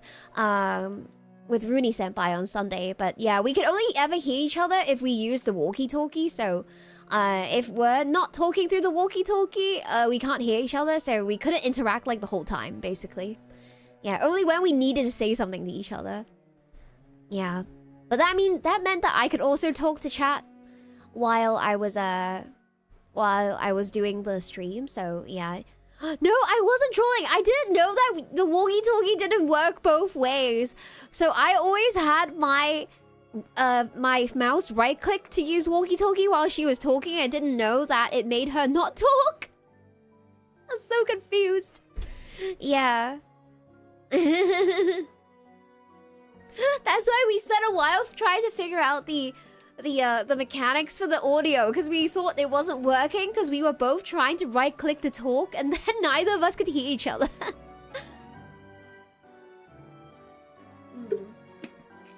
Because you get separated from each other in the game. Right. So, ne. What have you used Discord? No, we just decided to use the in-game chat because we thought it would be more immersive. Yeah. Yeah, I like was accidentally doing a thing where I would right-click and respond to something, but it would cut her off. Because I was just trying to be like, okay. Like, but oops, she wasn't finished. Yeah. Hopefully there'll be more. Yeah, we'll see. Calling her a good soul was the most emotional damage you can inflict. She had a wonderful pure aura. It was true. She might be evil as she says, but she has a very pure and wonderful magical aura that I can see. So, yeah.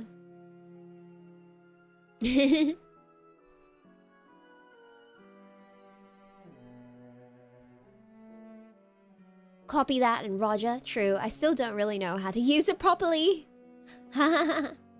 We as in the voices in my head, yes. My chat was the voices in my head.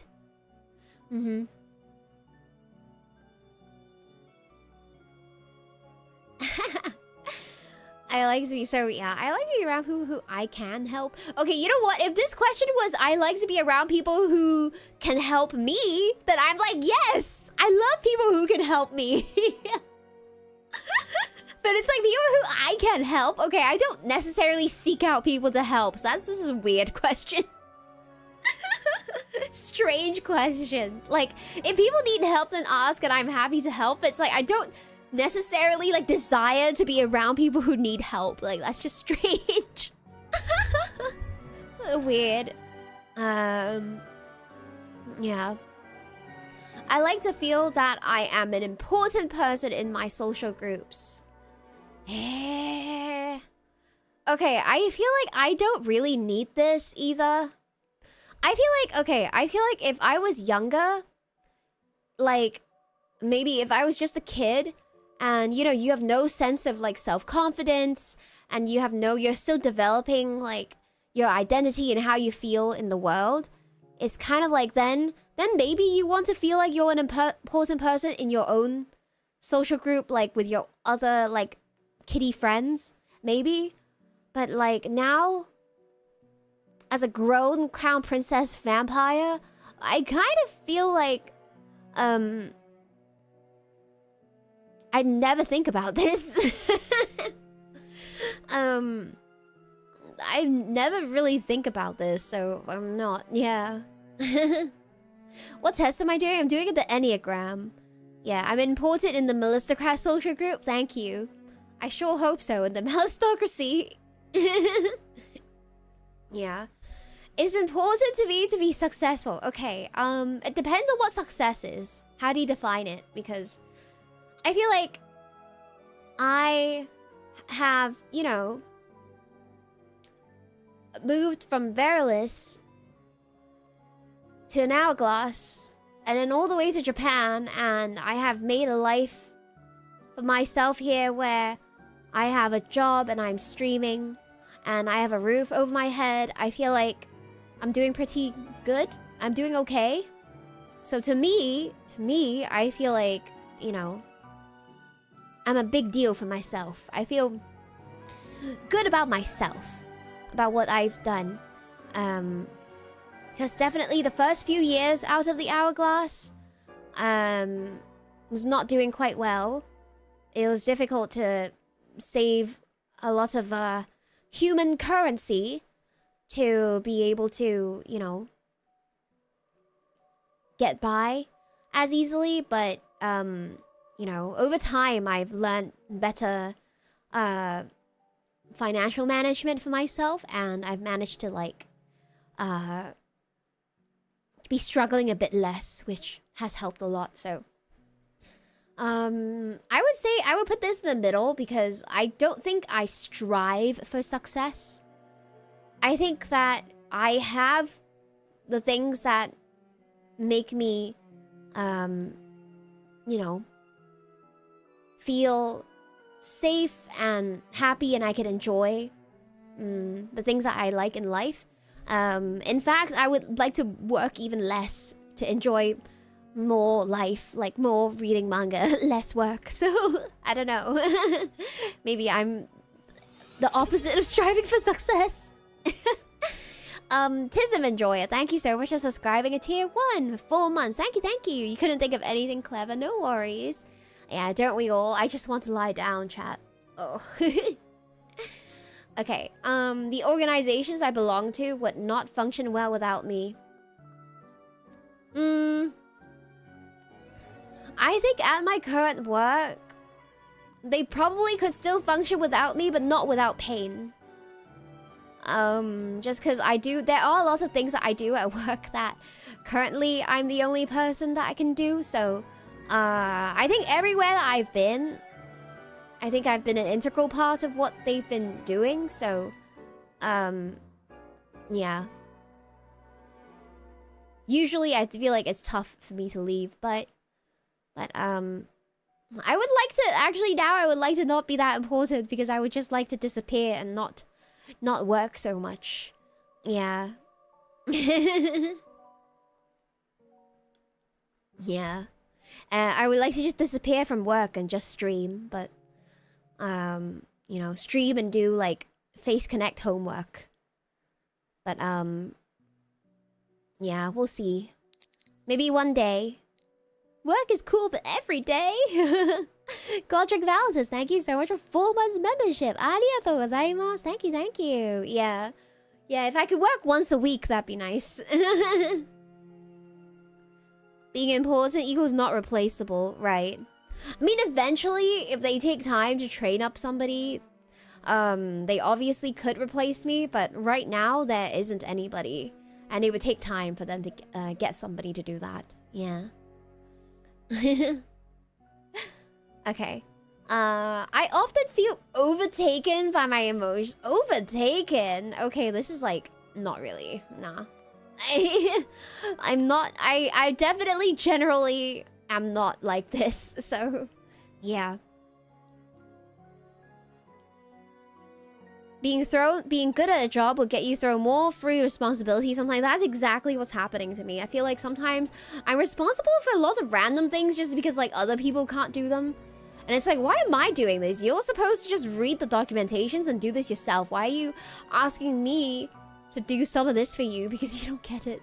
Yeah, that's how I feel sometimes too. そうだよ. I have always felt different from other people. Felt different from other people? Not really. I don't feel different. That's strange. I don't know. Is this like I'm a special person with like, you know, isekai powers, which I already am, so it doesn't matter to me that much. It's not a big deal. But like, it's like that one anime where the girl just imagined she would have all these isekai powers and she would be reincarnated as a villainess. And then she finally got reincarnated. It's like that. I don't feel different from other people because I think the Order of the Silver Cross affects us all. It's not just me. This problem is bigger than just me. They are out to get everybody. If you're a malistocrat, you should stay alert. So yeah, that's why I'm not special. And we all in this together. I like to analyze things from every angle. Okay, no, I don't think that much about stuff. I'm not really like that. Okay, maybe analyze some stuff, but like, I really don't overthink things like that. I always have a plan for what I would do if things go wrong. Okay, this is true. Usually I'm very like, okay, here's plan B, or like, here's what we're going to do. A little bit, so yeah, I'm a bit careful.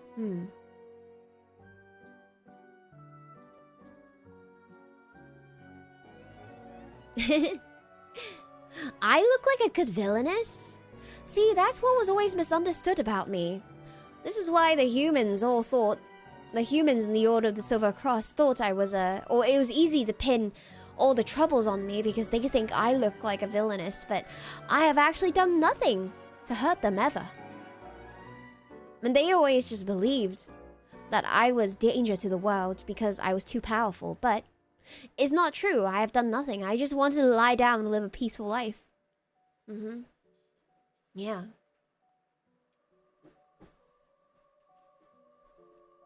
I avoid situations that bring up negative feelings. Okay, I would say that I am the kind of person who... Okay, you know how there are some people who, if there's something troubling... If there's something troubling them, they will bottle things up.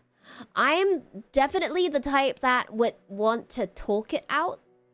So I deal very badly with people who want peace and quiet and to be isolated when they're thinking things through or whatever. So if I ever have like an argument with like, I don't know, if you ever have an argument with a friend and they're the type that wants to like not talk to you when they're angry, I'm the type that wants to talk when I'm angry because I want to understand where... I want to argue and understand, like, why... Or like, you know... I'm the type that wants to say, like, this is why, you know... XYZ, and then... So that, like, you could communicate, you know? Yeah. I'm the type that wants to communicate. So, I think, yeah. Yeah. I'm definitely... the person that wants to communicate. So I would say that Yeah, it's really difficult dealing with people who don't, like, want to talk when they're angry. I actually hate that so much. Yeah. You know, both those types of people, yeah. You can't stand having to bottle up frustrations and distance yourself. Communication is key, exactly. Communicating while angry increases the chance of saying something you might regret. Yeah, but then it's better to say... I don't know. It's better to communicate anyways. And then you can let bygones be bygones later. I don't know, you just have to understand that the things that you say while you're angry might not always be true, but I think you should still talk. I don't know. You can just like... Okay, maybe other people don't have that kind of thick skin, but it's like... You can just like... talk and let it bounce off your skin, okay? You don't have to take everything so serious. But like, if people can just yell at each other a bit, maybe it'll... Okay, for me, that's how I like to... That's how I want to like be less angry. It's like if I could just like, you know... say everything, and then we can... And then you can like forget about it. Yeah, right? We'll just have a fight. I know now. We'll just like punch and kick and have a fight. And say all the hurtful things that you can think of in your head. And then once you're done and it's over, and then you could like chill and drink coffee together again. Yay. That kind of thing. Yeah. You're gonna do your Batman brooding? No! You need time to collect your thoughts and cool off? No! I need to hear all of your ugly thoughts. I need to know exactly what you're thinking. Just tell me so that I can have a fight. Yeah. You're so cool and mysterious when you're upset. Oh my gosh. Just come here and fight me! Step into the ring! If you cry, I'll cry together. We'll both fight and cry. That's fine. Yeah. So I actually don't think I avoid negative, like, stuff. I don't do that. If I think a situation needs communication, I think I'm the type of person who would communicate, so, yeah. I seek excitement. Depends on what you mean by this. If it's excitement by reading new manga, then yes, I absolutely do seek out new manga and new anime to watch.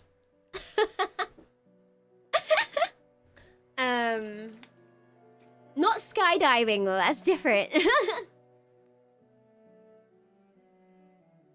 Oh wait, I answered backwards? Oh, yeah, you're right, I answered backwards. It means like mountain climbing? Oh, not reading manga? Reading manga is plenty exciting. I want to do that so much. Play horror games? No, I don't like that kind of excitement. Excitement required... Yeah, I like excitement that is like low energy excitement. You're right. So maybe in the terms of my understanding of this question, then I don't really seek excitement, right? Probably. Because I like low energy excitement. I don't want to do any cave diving, never. Okay, I'm gonna do this then. I think I'm... In terms of what they think is excitement, I think generally I don't like that. So I don't like adrenaline, no. Yeah, novelty, nah, no. Yeah. I'm good at seeing the bright side of things when others complain. I would say, yeah. I'm generally quite positive. I do not hesitate to call people out when they are behaving badly. Oh, I don't really do that because I don't think I'm responsible for other people's behavior. I'm not responsible for correcting other people's bad behavior is how I feel. I don't know. So I don't really understand like when people need to like say their piece about like situations that have nothing to do with you on social media because I just feel like it's got nothing to do with me. And also I'm not responsible for telling people what is right and what's wrong. Like, who cares what I think? Yeah.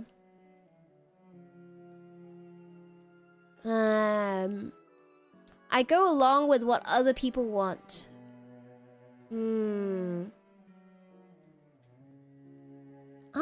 I do. It depends on the person, actually. I will help decide what to do or like where to go and whatever. If I'm with people who don't know what to do, like they have trouble deciding, then I'll take the lead. But if I'm with really strong personality people who usually know what they want, then I'm okay with going with what they want. So I guess I do go along with what people do. Because, you know, there's some people who can never decide what to eat. And then there's other people who are like, I want to eat XYZ. They know exactly what they want to do. Then I think I'm okay accommodating with either type of personality. I would say I'm decent at like changing how I interact with people based on their personality. Which is why I'm decently confident in just like talking to different people with different personalities, like different senpai, my gen mates, and everybody. Like, I don't know. I feel like I'm not afraid to speak to anybody because I feel like I could make it work. I don't know. Or at least there's no weird feelings coming from my side. So if there's any weird feelings, it's definitely coming from the other side. Because to me, I'm just chilling. Yeah. So if the other side is not chilling, it's like not my problem. It's definitely their problem. Yeah. Category 9, thank you so much for the super. Submissive Malice. Submissive. I would say, yeah, I mean, I just go with what people want if they have strong personality on what they want. Yeah, because I don't really mind. Yeah. Are you willing to entertain other people's wants? It depends on what that means. If it's just about like deciding where to eat and other people have specific preferences, then I don't mind because I'm pretty easygoing on things like food. Like I like most food. I'm not very picky. The only things I won't entertain are horror movies and anything horror related. Yeah. Or I don't like to go on very scary roller coasters, so you go by yourself. Yeah. Those are the only things I won't entertain. And haunted houses, I will say no. Great Order of the Silver Cross, thank you so much for the super. Good luck getting along with you. Yeah, oh, and the Order of the Silver Cross also. Yeah. Horror, anything horror, really scary roller coasters, and Order of the Silver Cross, yeah. Hi. People should follow the rules instead of doing what they feel like doing. Star Seizing, thank you for 4 months membership. Shadows, be gone. That's right. Be gone. Yeah. I feel like there's some middle ground here. People should follow the rules instead of doing what they feel like doing. I think that you can do what you feel like doing as long as nobody knows that it's against the rules. Nobody knows that you're doing something against the rules.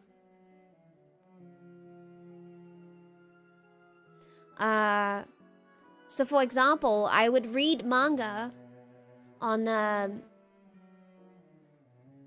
totally legal websites that, you know, are totally not against the rules, but, you know, and that's fine, I think.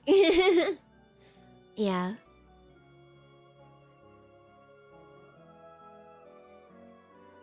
The wise can break the rules from time to time. I mean, I don't know about... It's not like breaking the rules, but it's like... If it's harmless, I feel like it's okay. Yeah. Like, for the most part, nobody is in pain or, like, you know, or hurt or injured because of you, then it's okay. Yeah. Sometimes following the rules can mean that you can hurt other people too. So there's a bit of gray area as well. Yeah. Because what if it's like an anime where following the rules means that you will injure or like hurt other people, right? So I'll put it somewhere in the middle. It depends on what it is. Yeah, if it's a petty rule as well that actually causes a lot of inconvenience or trouble for people, then it might be okay to not follow that rule. Yeah, I'm not like stuck up in the way where I feel like there are some rules that are causing more trouble than it's worth, and it's okay to skirt those rules if it's actually causing issues. Yeah. Follow them for everyone's benefit, but they don't matter when you're alone. Exactly. Exactly. Like if there's no cars in the parking lot, I would just park anywhere and do whatever. You know, I wouldn't still be going on like, you know, I would be driving all over the lines if there's no cars in the parking lot. Yeah. So, I seek out relationships that offer me some type of protection. Oh, like if you were to network with like powerful people that could protect you somehow. This sounds really specific, and it sounds like something that I don't need, because I don't need protection as a powerful energy vampire. So, but maybe humans sometimes do this. I don't know. It's definitely not something that I would specifically seek out. So I would say it's inaccurate. Yeah, because I think it's easier to just be friends with people who you actually like. So yeah. Does this also mean that you would tolerate somebody that you don't like just because they could protect you in some way? It's kind of weird. Yeah. I can clearly visualize what would happen in the future. Wow, if I could visualize what would happen in the future, I would have, like, my right eye would be cursed or something. No, like, what? How could I visualize anything? Yeah.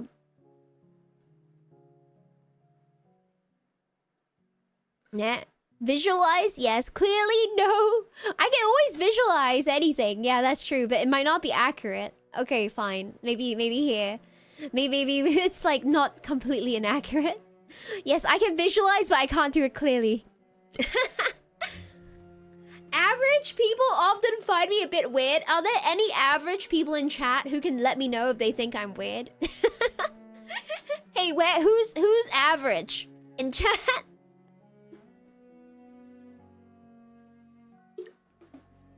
Does anybody claim to be average in the chat who can tell me if you think I'm normal or weird?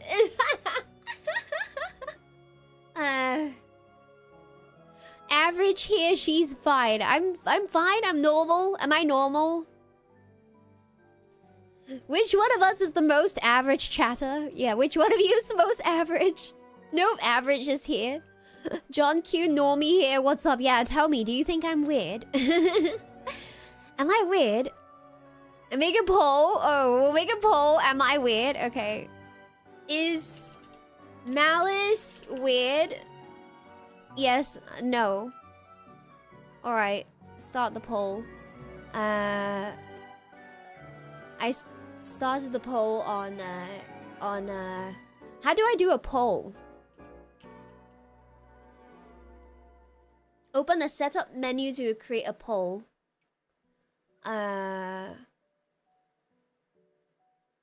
Poll, manage poll, there we go. New poll. Is Malice weird? Yes. No. Start the poll on Twitch as well. There we go. Yeah. For being in phase, you probably are. Solnanda. Is that true? Does that make me weird?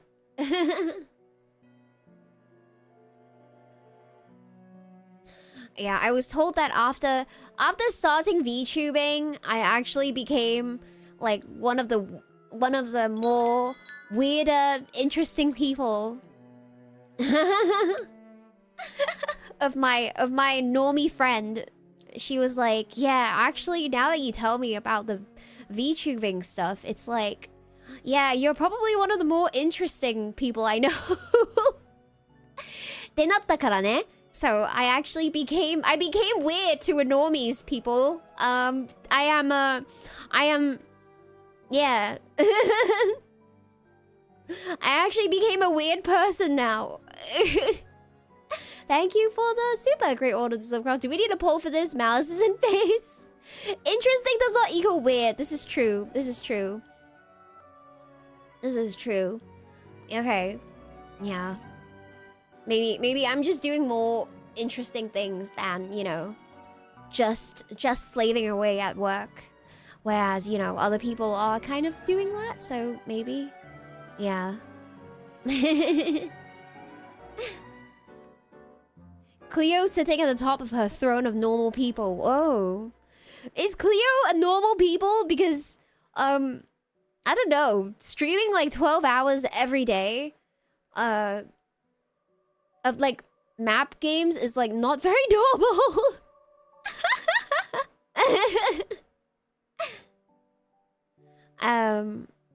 Stop the count. Compared to other talents, you're pretty normal. Oh, yeah. Saibo Maru, thank you so much for the super. I think Malice is eccentric, but you're a bit weird, so you don't know. I had, like, problems as a kid. Like, I would say I have my emotions and stuff very under control now, but I would say that I had, I don't know how to explain it, but, like, my mom told me this, because obviously I don't remember it, because it was in kindergarten. But then she told me that, like, I scratched, like, other kids, like, in school, and they gave me, like, a really bad graduation report for, like, kindergarten. And then, like, you know, you use the kindergarten report to apply for, like, elementary school, and then my mother saw that report and then asked them to change it because they wrote about, like, how I failed kindergarten. Yeah, because I was, like, I guess I was kind of a feral child. I don't know. Like, I would get angry and annoyed at kids, and then I would scratch them, I think, maybe. Yeah. Yeah.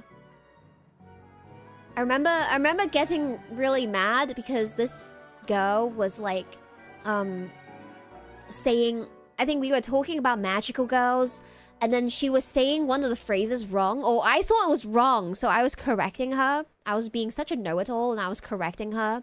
I was, like, 6, and then I was, like, correcting her, and then, like, we were arguing about that, and then she started, like, crying because I corrected her too much. And then it turns out I was wrong, actually. I found out later. But, you know, why did she have to cry? We could just argue like normal people about this. We could just argue about this. Jackal, thank you so much for the super. You got to be some sort of weird to sit and play a map game for 12 plus hours. I say as I look at my collection of Warhammer 40k figures. Just gaslighting at 6. Why are you crying? Just admit I'm right. Like, don't be offended that I'm right. I mean, if you think I'm wrong, that's fine. But then, like, I still think I'm right. So I'm not going to change my mind. Couple nuts, thank you so much for the super. Malice was born to be the shonen protagonist and not OL. Roboto, thank you for the super. Totally normal. Definitely does not have multiple personalities like an elf queen or a goth neighbor. Oh gosh. That's so funny. Yeah. Yeah, so maybe I was like, I would get angry easily, I think, as a kid. But also, I think my sister would rage bait me. Like, she was very enraging, like, a lot of things. Because she was also, like, a pretty selfish kid. So she would want all the good stuff for herself. And she would hide all the juice boxes and, like, whatever. Because she thinks I'm drinking all of them. But I was just drinking one every day. I was never drinking more than, like, I needed to. But to her, she thought I was drinking all the juices. All the juice boxes. So she would, like, hide the juice boxes. I would get so angry. Like, why'd you do that? Yeah. Yeah, I wasn't aware we had a juice box quota.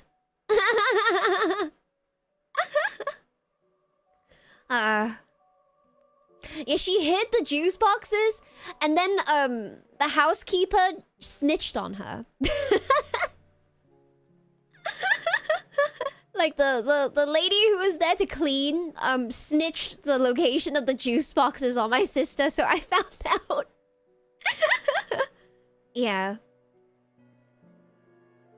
It's our right and privilege to abuse the younger ones. Oh my gosh. Do you anger when class is loud? No, I don't think I have problems in like school and class. I was a straight A student. Varric of Skellage, thank you so much for 100 bits. If I had a cent every time my Oshi is a feral as a child, I would have 2. But if I had more, my Oshis I would be a millionaire. Oh my gosh. Yeah. Yeah. So yeah. So now I don't have problems in school, yeah. Alright, so I guess the result is... Oh, yes is winning! People find me a bit weird. Oh my gosh, is it because of the feral child? Okay, but Twitch says no, I'm not weird. Maybe I am somewhere in the middle then. I mean, it's pretty 50-50, actually. I would say I'm somewhere in the middle. Yeah. Yeah? Twitch is lying? Twitch is lying? But you're on Twitch! It's kind of 50-50, kinda, in both, yeah. I like to do things as I've always done them. Thank you for the votes! Arigato. Oh, I can't end the poll. I just have to let it run. I can't end it. I can't end it on Twitch. It's okay. I don't know how to end it. Manage poll. End poll. I have to manually do it from here. Okay, cool. Thank you for voting. I like to do things as I've always done them. Trying to think if there's ever been a time where I got annoyed that I had to change the way I did something.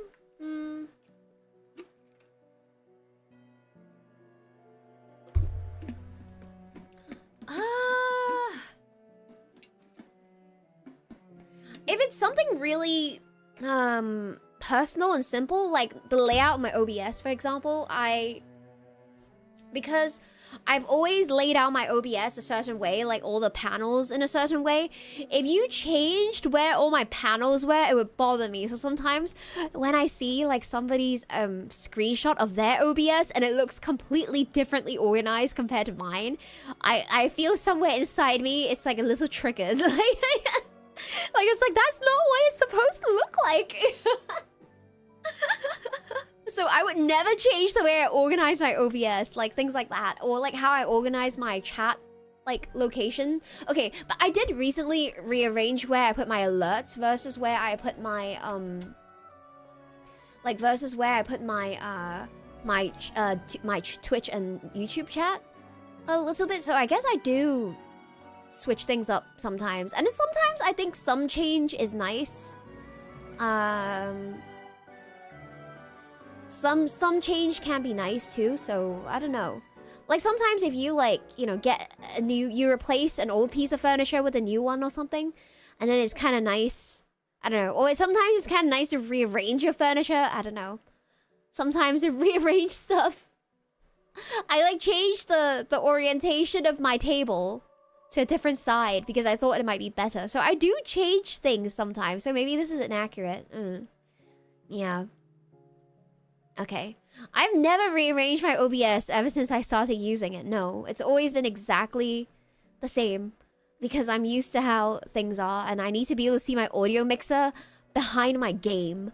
Like I literally play my game windowed on 1600 by 900 so that OBS can peek out on the right side and I can see a really thin window of my audio mixer so that I'm always monitoring my volumes to make sure the game's not too loud, I'm not too loud, and things like that. Like I'm literally always looking.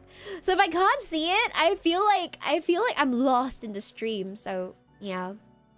No, I always have to see my audio mixer behind my game, which is why I never play anything full screen. Yeah. Oh, and I have this like weird feeling where I can't full screen anything. if I full screen a game or window on my screen, I feel like I feel out of control. Like, cause I feel like I can't access my taskbar. So I feel like I can't control my computer anymore. And also I also hate when my mouse is trapped inside the game window and I have to alt tab or something, because I feel like I'm losing my freedoms of my mouse. So I really hate that. Yeah. Yeah. I don't know. I think Jelly Senpai is right, and I think you guys are wrong for mocking her for that, because I think windowed is a supreme, because you can control your PC. I don't understand. I feel like giving the game full screen access to your screen is giving them too much power. You can't give away this much power to the game. You must not be fully immersed. You must be slightly not immersed so that you can see your OBS behind your game, okay? I have to see OBS audio behind my game, or I feel like I'm not in control of my PC. You don't understand. This is really, really important. You have to feel in control of your PC at all times. Yeah. Anyway, yes. Is streamer brained? Maybe. I just feel like my mouse needs to be able to go everywhere at all times. I can't. I have to be able to click things at short notice. I can't.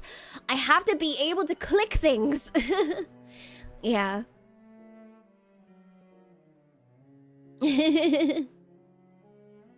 Is this OCD? No, I'm only like this about full screen games. It really bothers me. Like, kills me that I can't see my taskbar. Like, actually kills me inside. Great order of the Silver Cross. Thank you so much for the super. Just get 4 monitors and dedicated macros. Okay, but my game is still full screen on one of the screens, so I don't like that. I don't like that. The game should not have the full screen. Doesn't deserve it. Yeah. It should be smaller so that I can see my desktop behind it. Yeah.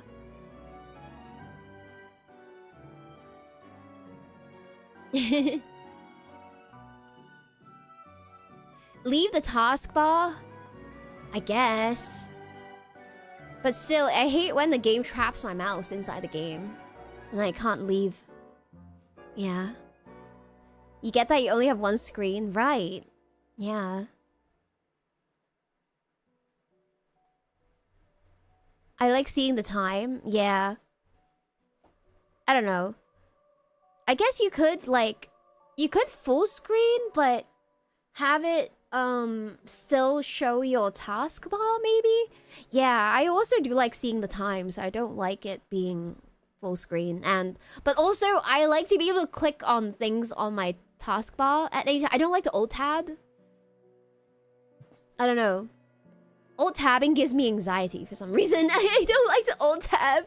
Because I feel like I have I feel like I don't know what order the windows are going to appear on alt tab, and that makes me feel out of control, so I don't like that. Yeah, I have alt tab anxiety. Because I don't like that. I don't know what order the screens are going to show up on the alt tab. You don't feel this way when you alt tab? And it's like so random. I don't know. I feel like I don't have control over the order of the stuff that shows on. I don't like that. On the taskbar, I can always order where all the windows are, so it needs to be in a certain order. Is a streamer problem? Yeah, I don't know. Maybe it is. I don't know. But I don't know. It also just bothers me. It is. Yeah. Do window tab so you can see the order? Window tab? Yeah. It screws the muscle memory, so there. Yeah, it's recent to not recent use. Yeah, no, I still wouldn't do it. I still not okay with it. I would never full screen a game. I hate when the game like opens full and it doesn't let me, it forces me to watch a cut screen and doesn't let me change the audio settings so be ready for stream. I don't like that. It's like, well, now I can't show the cut screen on stream because I always pre-open the game so that it'd be in the background so that I can already like mess with the settings to make sure it's correct. And then now you played the cutscene I can't show on stream anymore. So it's like, why would they do this to me? Yeah. Alright, I persist until a task is done. For work, yeah. For other things, not always. So I go somewhere in the middle. I'm like neither persisting nor not persisting, I would say. Yeah, Great Order Silvercross, thank you for the super. Install Windows Power Toys for customization. Oh, okay. Interesting. Yeah, never persist. Always surrender. Have I read what? When they force a tutorial and they don't allow you to... Oh my gosh! Yeah, sometimes they open the game and they force you to play this... Wait, they did that in Bloons!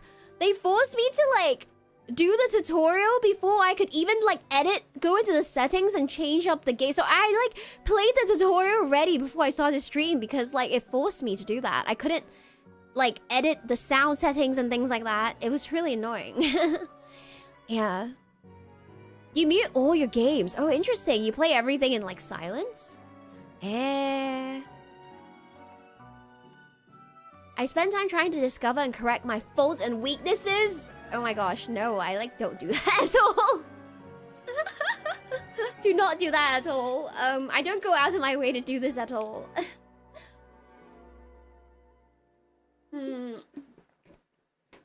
I hold myself to very high standards. Not really. Not really. I don't know. I'm kind of like, just let it be, let it go. Yeah, you mute the music and add the music you like. Oh, okay. And I like when the game gives me audio settings. Right, don't play any audio until I make it softer because it's too loud. Yeah. Joe K627, thank you so much for 4 months membership. Good ever morning to you. Thank you, thank you. I am a natural caretaker. Oh my gosh, no I'm not. I'm really not. I want people to admire me. Oh, I don't know if I do. I mean, I'm happy when people admire me, but I don't know if I go out of my way to do this. Not really.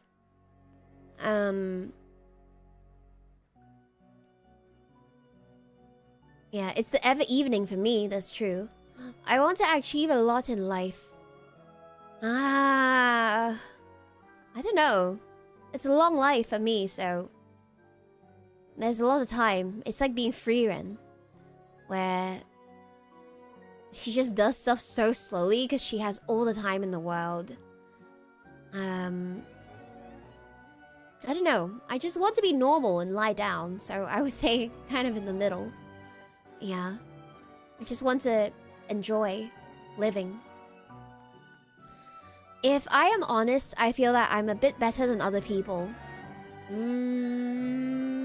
At what, though? Just at everything? Don't crave external validation, so whether people admire me or not is up to them. Yeah, it makes me happy if somebody tells me that they admire me, but it's not something that I go out of my way to seek, I think. Yeah. I question it in front of everyone, so they don't know. Yeah, I don't know, because I feel like this depends on... Like, at what? Because I feel like different people are just good at different things. Better than other people. Well...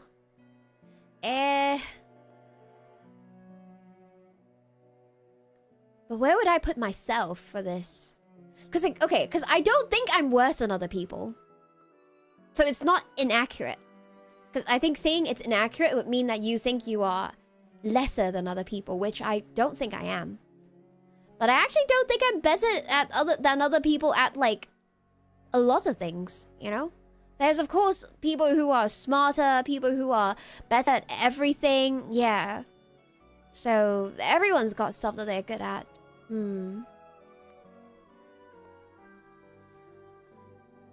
I'm happy to be somewhere in the middle for this too. A lot of these are kind of... I feel like I'm not really. Yeah. I feel a deep sense of grief for what I have lost. I would say that I'm a very positive person. So, I think while I feel grief, briefly, for loss, any kind of loss, I think that I don't dwell or linger. I'm not a remember this pain forever type of person.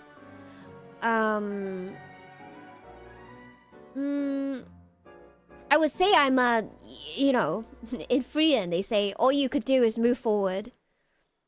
Time passes and all you can do is move forward. And I think that's how I feel as well. Because you learn from the past and you know, pay your respects to it. But I think that all you have is the present and the future, and so we need to live the best way we can with the time that you have. Yeah. I am an unusual sort of person. Okay, I feel like, okay, I'm not that unusual, okay. Now that we've established that I'm just halfway between weird and not weird, I would say that I'm not that unusual, actually. Maybe? I don't know. I'm not that unusual. I'm a self-described, self-proclaimed normal human being, but I'm an energy vampire. I take time to understand things more deeply than most people do. Not really, actually. Window mode is normal too, yeah. Prepared for any emergency? Okay, not really. I don't really prepare very much. I actually should buy another stock of emergency only water, but I haven't yet, so I should do that. Yeah.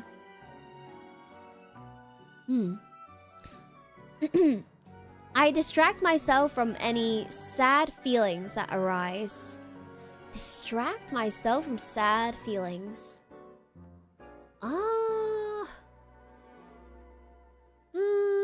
Am I a sad feeling distractor? Am I?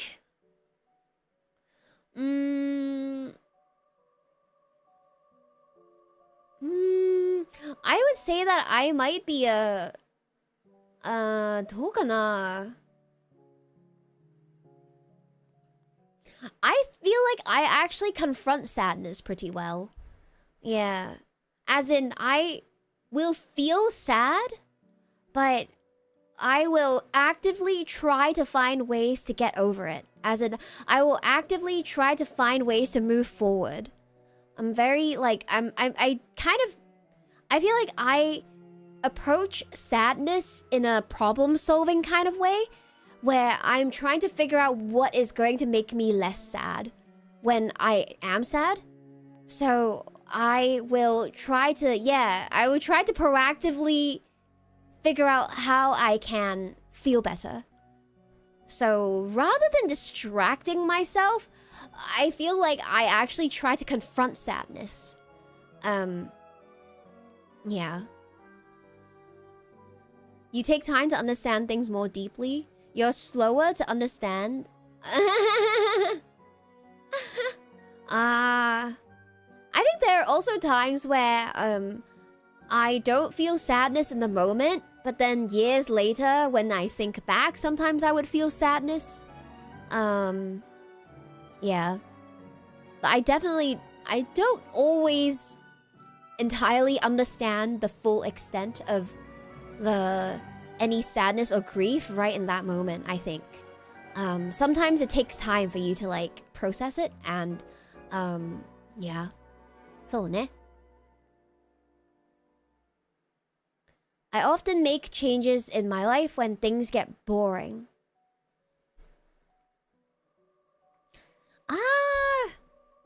I mean, I seek things to do, like reading manga. Do I seek changes in my life? Make changes in my life? I guess I kind of do if I started VTubing. Maybe. Yeah, maybe that is something that, yeah, maybe. I guess if I'm bored, like, yeah, huh. Yeah, I think this could be a 4. I tend to be more optimistic than most people. Yup. We already talked about this. I tell people what I think even if it's hard to hear.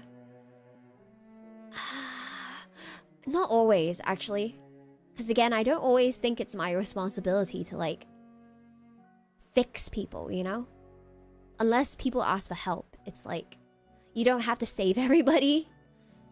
Yeah. Do you feel like if life happens to you or you choose life? Isn't it like you choose the life that happens to you? Like you make decisions, of course, but then sometimes life does happen to you. I would rather follow the group than push for what I want. Kind of in the middle for this. Sometimes it's just easier to follow the group though, and I'm lazy, so I like don't want to. Sometimes I just don't want to have to. You take on lots of responsibility when you push for what you want, because then you're responsible for making it happen. And I'm at the stage of life where I just want to lie down, so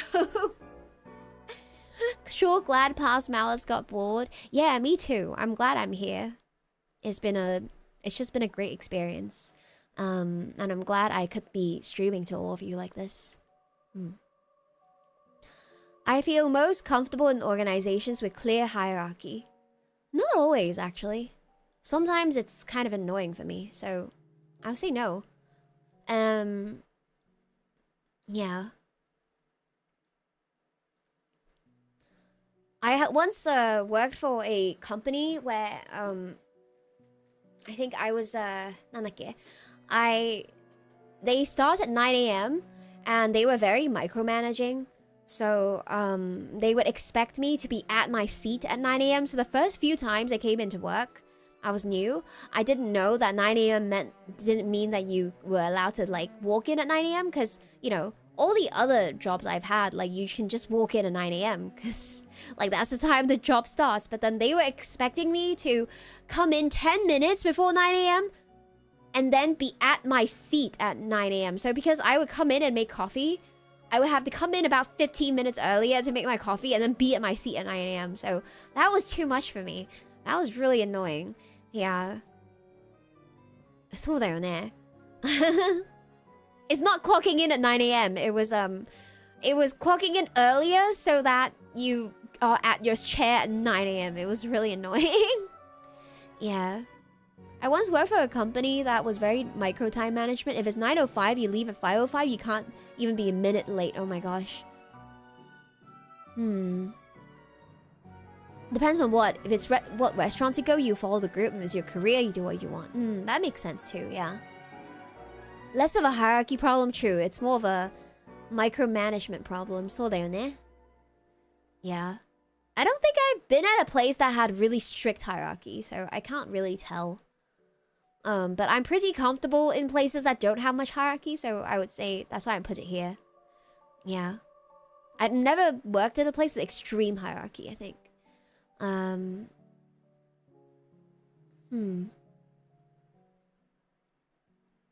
Micromanaging is very energy draining. Yeah. Yeah, I had a boss who would tell me to, at the same company, the boss would tell me to like put down my phone if I even picked it up for a moment. I was like, oh, I can't even like pick it up for like one moment because I want a mental break for like 5 minutes. I can't even do that. Like, I have to just stare at the screen. Yeah. I take measures to, yeah, I can't even bring my phone to the bathroom to like look at it for like 5 minutes. I can't even do that. そうだよ. Like I was forced to leave my phone at my desk to take breaks so that I'm not using my phone. It was really annoying. Nah. Super crazy. Okay. I take measures to protect myself and my loved ones from harm. Like what? I feel like I don't really do anything. I feel like I don't really do anything for this. Because it's pretty safe here in Japan. I'm not doing anything, so I can't really say.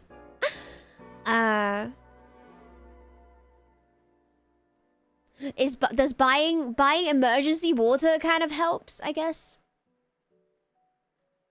I guess sometimes if I go to a place where I think it might be kind of dangerous, I make sure I'm wearing comfortable shoes in case something bad happens and I need to like run away. So I guess I do think about these things sometimes, or like, you know, I try to hold on to my bag really tight so that I don't get pickpocketed, you know, that kind of thing. Okay, I make plans for many years until, okay, yeah, we already know this is not. I'm an unusually unique person. This isn't accurate. No, really not unusually unique. This is so, like, what kind of person be like, yes, I am very unusually unique. I'm really not unusually unique. I just like trying new methods or procedures. I would say I'm not that against it. Although there are some things that I prefer to stay the same, but it's not like, you know, I cannot be convinced. I focus on my responsibilities and duties. Kinda, not really. I can't really pick on this one. I don't know if I'm particularly... I guess I am responsible for the most part. I try to do what I say I will do. Especially for streaming. Like, I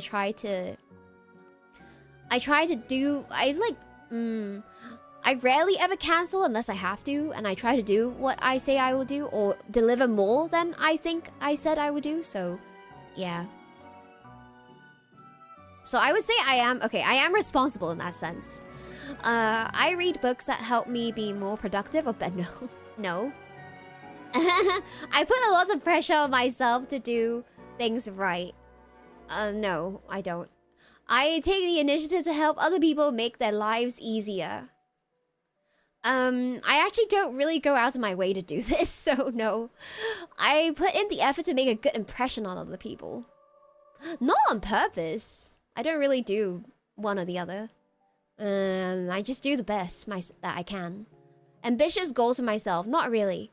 I am an important member of my social... I'm very realistic about my goals, so I don't set ambitious goals. Does manga make you better? I hope it does. I'm methodical from what you've observed? I guess so. Yeah. I guess so. Like, once I start planning, I am. But, you know, in a messy way. I am an important member of my social group. I feel like not really. Not really. I don't feel that self-important at all. I can describe my emotions in a lot of depth and detail. No, I can't. I often feel like an outsider. Not really. I feel like this is neither or, so it's just in the middle. Yeah. I had a 5-minute rant about my OBS. I mean, leave my OBS alone, but it's fine. I find myself to be find my mind to be my mind might be kind of interesting because my dreams are insane. Okay, my dreams are kind of insane, so I will put a little bit to the right for this one. I think you've been describing your emotions in a lot of detail a few minutes ago. Really? You think so? Maybe I'm good at describing. Okay, but I feel like I'm not good at feeling. I feel like I'm good at rationalizing. Okay, maybe rationalizing is the describing part. I'm good at rationalizing what I feel, but I'm not good at, like, feeling. Yeah, like, I can explain why, but I think reaching that point and understanding myself is difficult, yeah. Better than most can manage? I guess so. Maybe it's just that I personally feel that there's ways to go. Yeah. Being able to observe your emotions is not the same as feeling them deeply, yeah.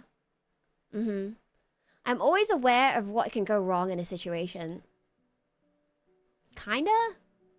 Yeah, I'm a bit careful.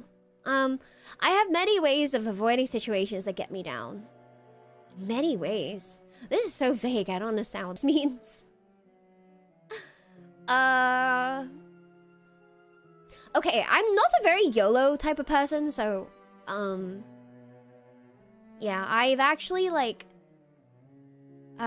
since waking up from the hourglass, I've never not had a job because I'm a very careful person, and whenever I were to switch jobs, I would make sure I already had a new job. I would never just quit and then be like, yeah, I'll find a new job eventually. I'm not that easygoing, so I'm actually the opposite of easygoing when it comes to these kind of things. So very responsible, yeah, I guess so. Yeah, I've just never not had a job, so yeah. That's why I'm very iffy about quitting work to do streaming full time. Like, I've literally never not been employed. Yeah. I'm always up for a new adventure. Sometimes. Not really. You know, money doesn't grow on trees. I need money to survive, so I've never not been employed, yeah. I believe that things usually work out for the best. I do, actually. I do. That's my optimistic side. I stand up for what I believe in, even if it upsets other people. I mean, I can believe in the things without standing up for it, right? It's like, I don't feel like... I'm not the type of person who fights the fight for just, like, what I think. So I would say no. I kind of leave people be. I let other people take the lead.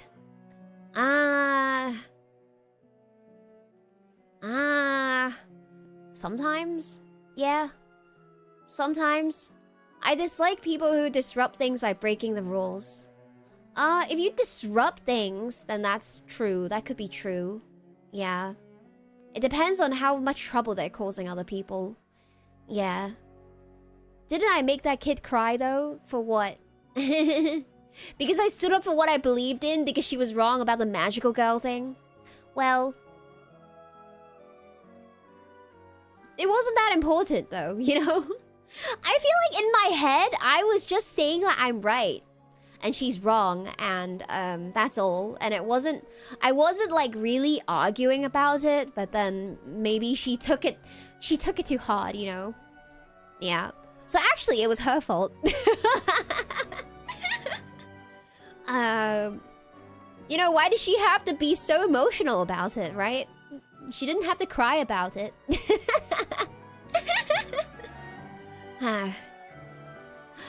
I make alliances with people who can help me stay safe and secure. This is so strange. There's been a security theme of, like, questions. I don't understand. I guess there are people who want to feel safe. I guess feeling safe is part of me, like, never quitting my job. Alliances with people? Who makes alliances? What the heck? It's so weird. Who's making alliances with people? It's so strange. I don't think I've ever made an alliance with a person who could make me feel safe. What the heck? What does it mean? No hard feelings. Yeah, no offense, but your opinion is wrong. You make alliances all the time. Oh yeah. You make alliances for all of your schemes. I'm a queen, so I must think about alliances. Who's making alliances? What the heck? It's too strange. I don't know.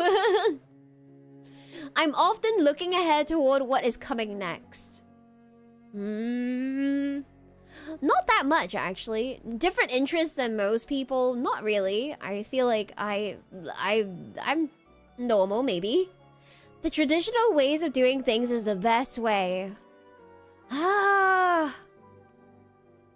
Best way? Not always. Not always. Let's go here. I'm not sure. Yeah. Alliance with Regalia and Australia? I guess so. Or do we have a friendship? Is that different from an alliance? Only alliances, yeah? I am a responsible and reliable person. Okay, I actually think I am. I think I am, you guys. I think this is a part that I think I am.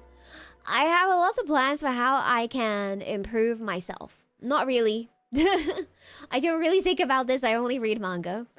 But I do the things that I am responsible for and that I promised I would do. Yeah. I make sure that even small details are correct. I don't really make sure of anything. I enjoy caring for others and their needs.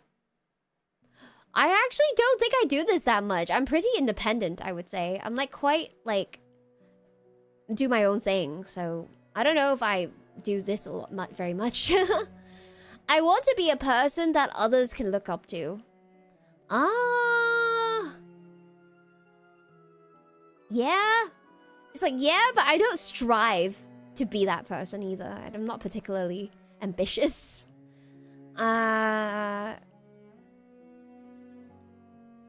It's like, I want to. Yeah, I want to. Yeah. Doesn't... Yeah. I push myself to succeed. Okay, not really. I don't really push myself that hard. Yeah, I make important contributions to my community. I mean, at my work, I hope so. I hope so. Otherwise, I wouldn't be... I'd be very irreplaceable. I rarely have strong emotions. Rarely? Rarely? It might be true that that's true. It might be true, actually. It's like, I have emotions, but strong emotions. I'm usually pretty mellow, I would say. Yeah. I usually say I'm pretty mellow. Is that why you feel loved and supported? Is it? MBTI みたいなの。これってね、MBTI じゃなくて、Enneagram っていうやつなの。It's a Enneagram. Yeah. MBTI はもう古くて、これがみんなやってるらしい。I feel I never truly belong in social groups. Okay, I don't feel this way, actually. Yeah, I don't feel very, lone wolf. Yeah. I want to learn as much as I can about how the world works. Not really, I don't really... Yeah, I feel like, you know, I have Saga now. I don't really feel like I don't really feel like I'm not in a social group or whatever, you know? I'm not really a science person, don't really care. It is important for me to understand what can go wrong in a situation. Don't really think too much about this. Yeah, this is Enneagram, Dale. No longer hunt alone. We are wolves in a pack, together. I take steps to ensure I don't feel sad or lonely. Oh, I actually don't go out of my way to do this. I think there are some days where, if I haven't spoken to anybody in a while, whether it's like to my gen mates or like to my family or something, there could be some times where I could feel like quite alone. And in that case, like, I don't know, just try to talk to somebody. But, so I guess that is taking steps. Yeah, okay, fine. Trying new things keeps life interesting. But what about trying old things? I think reading manga keeps life interesting too. Reading new manga, isn't that trying new things? Not really. I think they're talking about trying skydiving. Which I'm not interested in doing. I am an upbeat person. I think I am. I think I'm actually kind of Genki. Yeah. As a person. Yeah. I think it was what was it? Like my debut impression is like very like more like mellow and calm, and it's what people say about me. But then I remember meeting Lumi senpai and like Dizzy senpai, and like they were like, yeah, you're actually very like upbeat and like, yeah, like really cheerful, like in person, like very like I'm actually like high energy cheerful. Yeah, I'm kind of Genki actually. I always have a lot to say. And I love to chat, so yeah. Yeah, I think I was actually talking to Nitty yesterday, but I'd love to do another collab with her where we just chat, because I felt like we had similar, like, high energy, like, chatting when we were actually talking to each other about anime. I was like, wait, I really feel like we have so much more to talk about. I wish we just did a chatting collab, because I want to just chat with you, actually. So, Yeah, we might try to do another one later. Yeah, I feel like we really hit our stride when we were just chatting and just talking about stuff. And I was like, we could do this for hours. We probably could talk for a long time.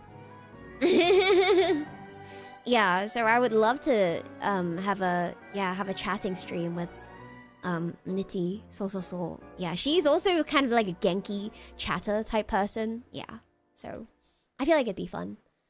I get hyped pretty easily in games. Yeah, I think my energy level changes really rapidly. I'm usually the one to take a stand when others won't. Okay, this is not true. This is not true. I'd rather go do something else. Other people have stronger opinions than I do. This is true. This is true. Sometimes you see people have like a lot of opinions and stuff, and I just don't understand why it's like, why you have to post on social media about it. I don't know. I just don't feel like I don't care about what I think. It's like so it's like, why would other people also care? I don't know. I just don't care. Yeah. Everyone has a role to play in society and a duty to do their best. Role to play is a duty to do their best. I wish this was true. I feel like some people are lost to the society though. There are people who are not part of society in a way, so I feel like everyone has a role to play is not true. Yeah. I am concerned with protecting what I have. I would say, you know, always having a job is a part of protecting my own livelihood, so maybe I would say I'm pretty careful and conservative in my, like, financial decisions. Like, I would never just be jobless and have no plan. I would never do that, so, like, live on savings until I figure out what to do. I would never go find myself. Like, I would never do that. With, like, no plan. That's just not a thing. Unless I suddenly have unlimited money, then maybe I'll find myself, but I really don't care about that. Yeah. I have a good sense of what my future holds. I don't know, I feel like the future is always uncertain. And that's what's interesting about life. Yeah. Everyone has a role to play. You interpret it as social obligations? Really? I just thought about, like, whether everyone has to be a part of society. And there are definitely some people who are not a part of society and don't feel like they need to be, so... I am an average person with ordinary likes and dislikes. I think my likes and dislikes are ordinary. In my opinion, they are. I have some things that I like that are, like, you know, really fringe, but then it's not that weird, I feel like. Yeah. Nah, sometimes life is a roguelike, unexpected. Yeah. Hey, I feel like I have ordinary likes and dislikes. Yeah, I do. My most obscure like... It's like when you like an artist that, like, nobody's really listening to or something. Like, you randomly come across a song on Spotify and then you just really like all of their work, but then like so few people listen to them. It's like that kind of thing. Yeah. Or I guess like growing up, I liked mostly music that my peers didn't really care for. That kind of thing. Yeah, and I just liked my own thing because I liked it. And nobody else around me liked it, and I didn't need the validation of my peers or anybody around me to like the things that I liked. I've always been very, like, confident about this kind of thing. Like, I can go my way on this sort of thing. So, yeah. So I've always been unashamed of being, like, an otaku for the things that I like. Yeah. Do you like something less because it becomes too popular? No, I like things that were very popular too. No, not really actually. I don't get that feeling. I like when the things that I like are popular, I think. Or they become popular, and then I can be like, I was first! I was here first! That's why I'm better than everybody. That's why I believe I am better than the average person, because I was here first, and I read the Jujutsu Kaisen manga before it was even an anime. I read it when it was on Jump. And therefore, I knew this first before all these normies discovered it. Yes, therefore, I am actually better than the average person.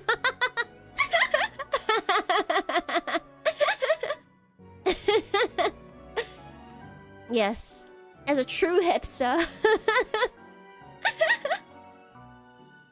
I mean, I don't think get out of my fandom newcomer, because I think it's nice when something that you like becomes popular. I think it's a good thing because it means that they're finally getting the acknowledgement that they deserve, you know? But I still feel very superior to everybody else.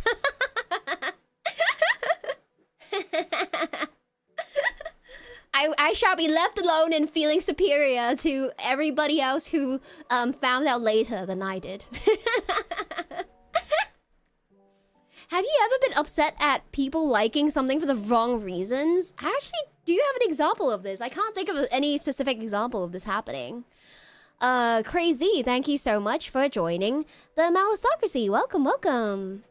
You hate how that kind of sounds like you.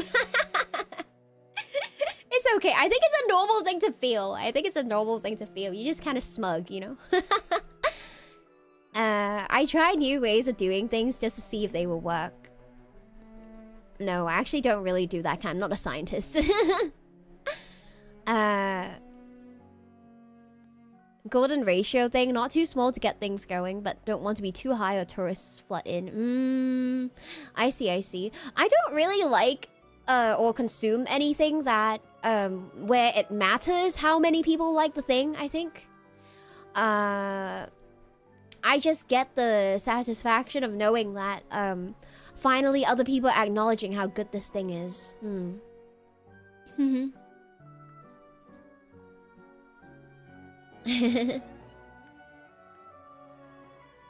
Oh, I've read the manga already? Right. It's like, so ne? Yeah. Very mature soul?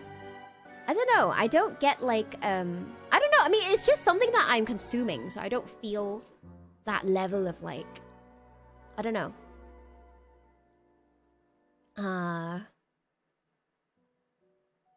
Yeah, I don't know, because I had a phase where I mean, I still like Detective Conan, but I had a phase where I loved Detective Conan.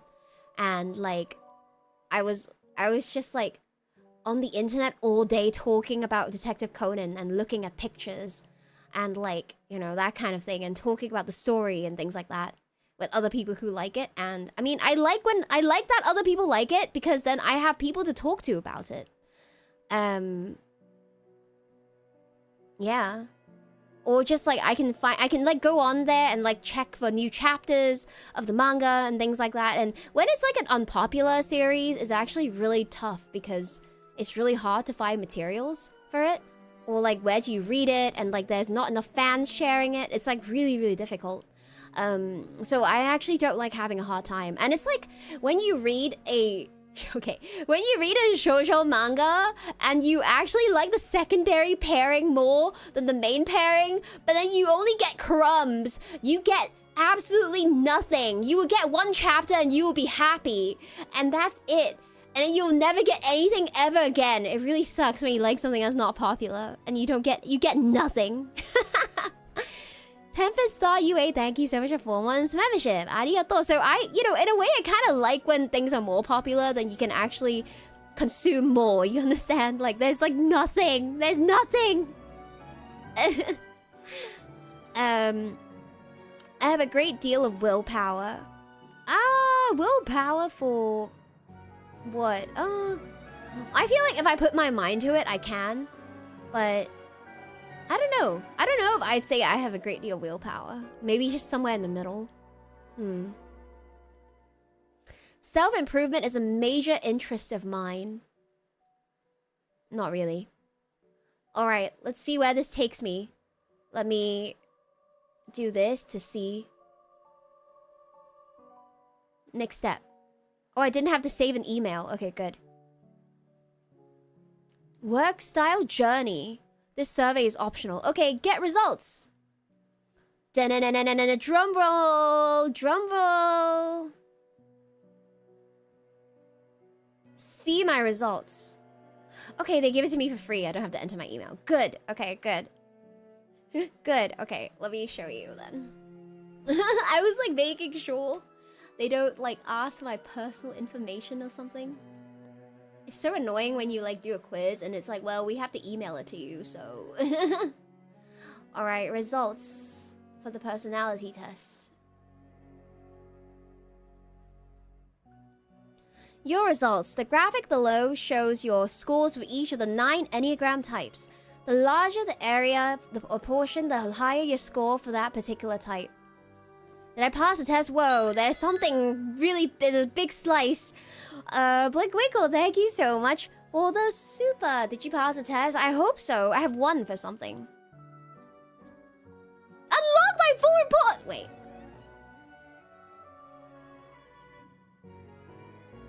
Compiling your personality type. Wait, I'm unlocking my report. Does it work? If I just click? Oh, and I have to upgrade to unlock. Oh, I see.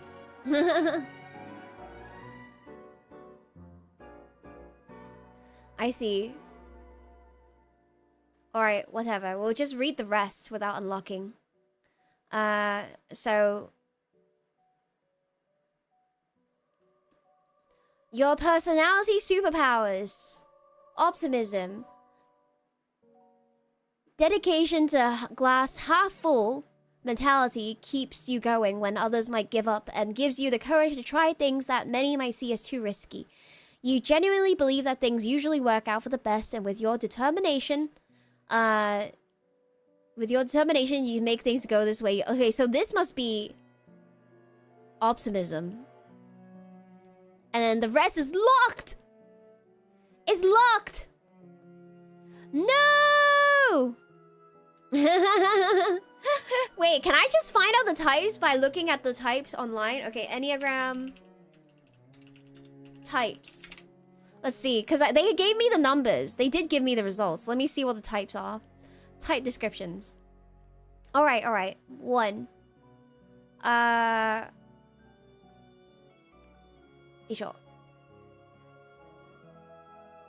Okay, so with this on the screen, 1, which is the small one is the reformer, which is the rational, idealistic type. So I'm not principled, purposeful. This is the perfectionist. So I answered very low on perfectionism. So I am not a reformer.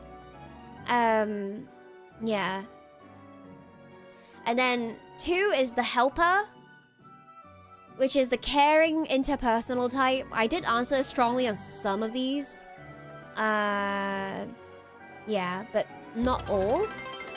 And then, oh, Varric of Skellish, thank you for the 100 bits. Let's agree the results are what Freud would say. So, 3 is the achiever, also quite low on this. I'm definitely not success-oriented, so not 3. I'm very low on 4, which is the individualist. This is the sensitive, withdrawn type. Expressive, dramatic, self-absorbed, and temperamental. Okay, so I'm not very this either. 5 is the investigator, which is the intense, cerebral type. Perceptive, innovative, secretive, and isolated. Okay, I'm not that, definitely. The loyalist is number 6, which is the committed, security-oriented type, engaging, responsible, anxious, and suspicious. 7, the enthusiast, the busy, fun-loving, spontaneous, versatile, distractible, and scattered. Hey, this sounds like me. The challenger, number 8. Okay, I'm not that. The powerful, dominating type. Definitely not this. Self-confident, decisive, willful, and confrontational. Definitely not this. 9 is a peacemaker. Okay, this is true. The easygoing, receptive, reassuring, agreeable, complacent, and then the enthusiast. Okay, this makes sense. 9 and 7 make sense. I actually feel like I'm a bit more 7, but I must have answered a lot for 9 because I'm very like non-confrontational, I feel maybe. Yeah, 7 is probably me. Yeah, the enthusiast. So ne? Yeah. Yeah, I actually feel like I'm more of a Hufflepuff for Harry Potter, so yeah. A bit of a Hufflepuff. Yeah.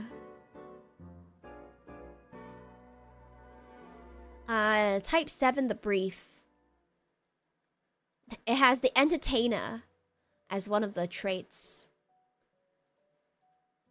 Basic fear is being deprived and being in pain. Basic desire to be satisfied and content, to have needs fulfilled. Okay, you know, this makes a lot of sense. This is pretty close to being me. Let me take a look at 9 though, because I had the highest for this result. 9 is fear of loss and separation. Desire to have inner stability, peace of mind. Create a harmonious environment. Avoid conflicts and tension. Preserve things as they are. Resist whatever would upset or disturb them. Okay, I actually feel like I'm not 9 that much. But I think I just answered really consistently in questions that pertain to 9. I actually think I'm more 7. Yeah. Anyway, interesting. That was the Enneagram test. But yeah, I'm glad. It was a nice way to be able to talk about lots of stories, I feel like. So it was interesting to do the test. Yeah, you had to mediate your 2 cats who are fighting. Oh my gosh. The Silver Cross is influencing your cats. You got to learn so much. Yeah. Not the turn you've expected this stream to take. Yeah, I felt like it could be a good like way to talk about a lot of scenarios or situations by trying to answer these questions by sounding it out. So yeah, I feel like I got to learn a lot about chat as well, and you guys got to learn about me. Yeah. You hunger for more test slot? Now let's do horoscope personality test. We should just start doing BuzzFeed tests then. What is a personality test? 16 personalities. Oh, that's the Myers-Briggs as well. Personality test. Fast, quick, free. Quick and free. I need one that's like 10 questions. Does it exist?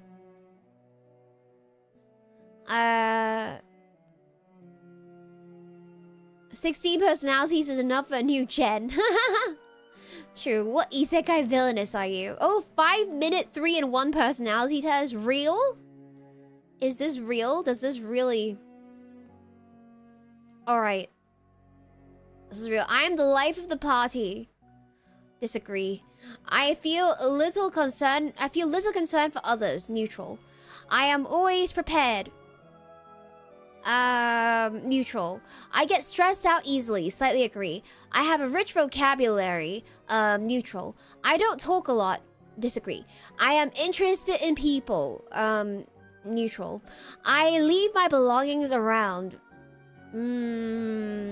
At home, yes. Outside, no. Okay, slightly agree because at home I do. I am relaxed most of the time. Slightly disagree. I have difficulty understanding abstract ideas. Neutral. I feel comfortable around people. Neutral gonna depends on the person. I insult people. Disagree. I pay attention to details. Slightly disagree. I worry about things. Sometimes. Agree. I have a vivid imagination. Agree. I keep it in the background. どういうこと? What does this mean? I don't know what this means. I sympathize with others' feelings. Yeah. I make a mess of things. Not really. I seldom feel blue. I guess. I'm not interested in abstract ideas. I'm neutral about it. I start conversations. Sometimes. Neutral. I'm not interested in other people's problems. Neutral. I get chores done right away. Disagree.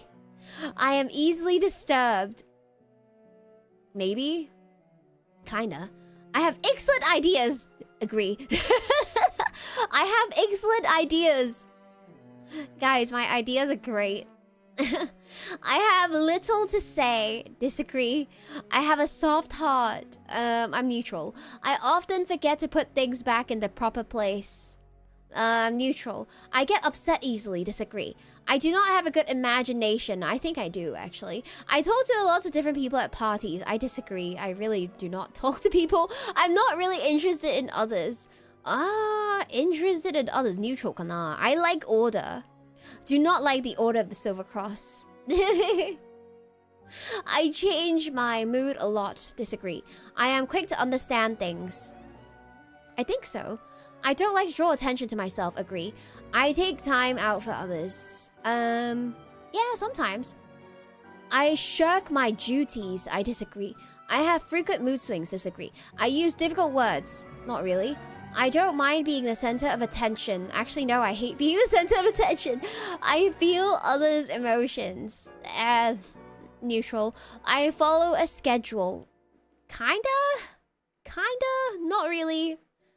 I get irritated easily. As a kid, yeah. Neutral. I spend time reflecting on things. Not really. I'm quiet around strangers. Yes. I make people feel at ease. I actually don't know if I do or not. Oh, thank you so much for the raid on Twitch, Miruku. Thank you. Welcome. I'm speed running a personality test right now. Hold on, maybe I could actually show you what I'm looking at. There.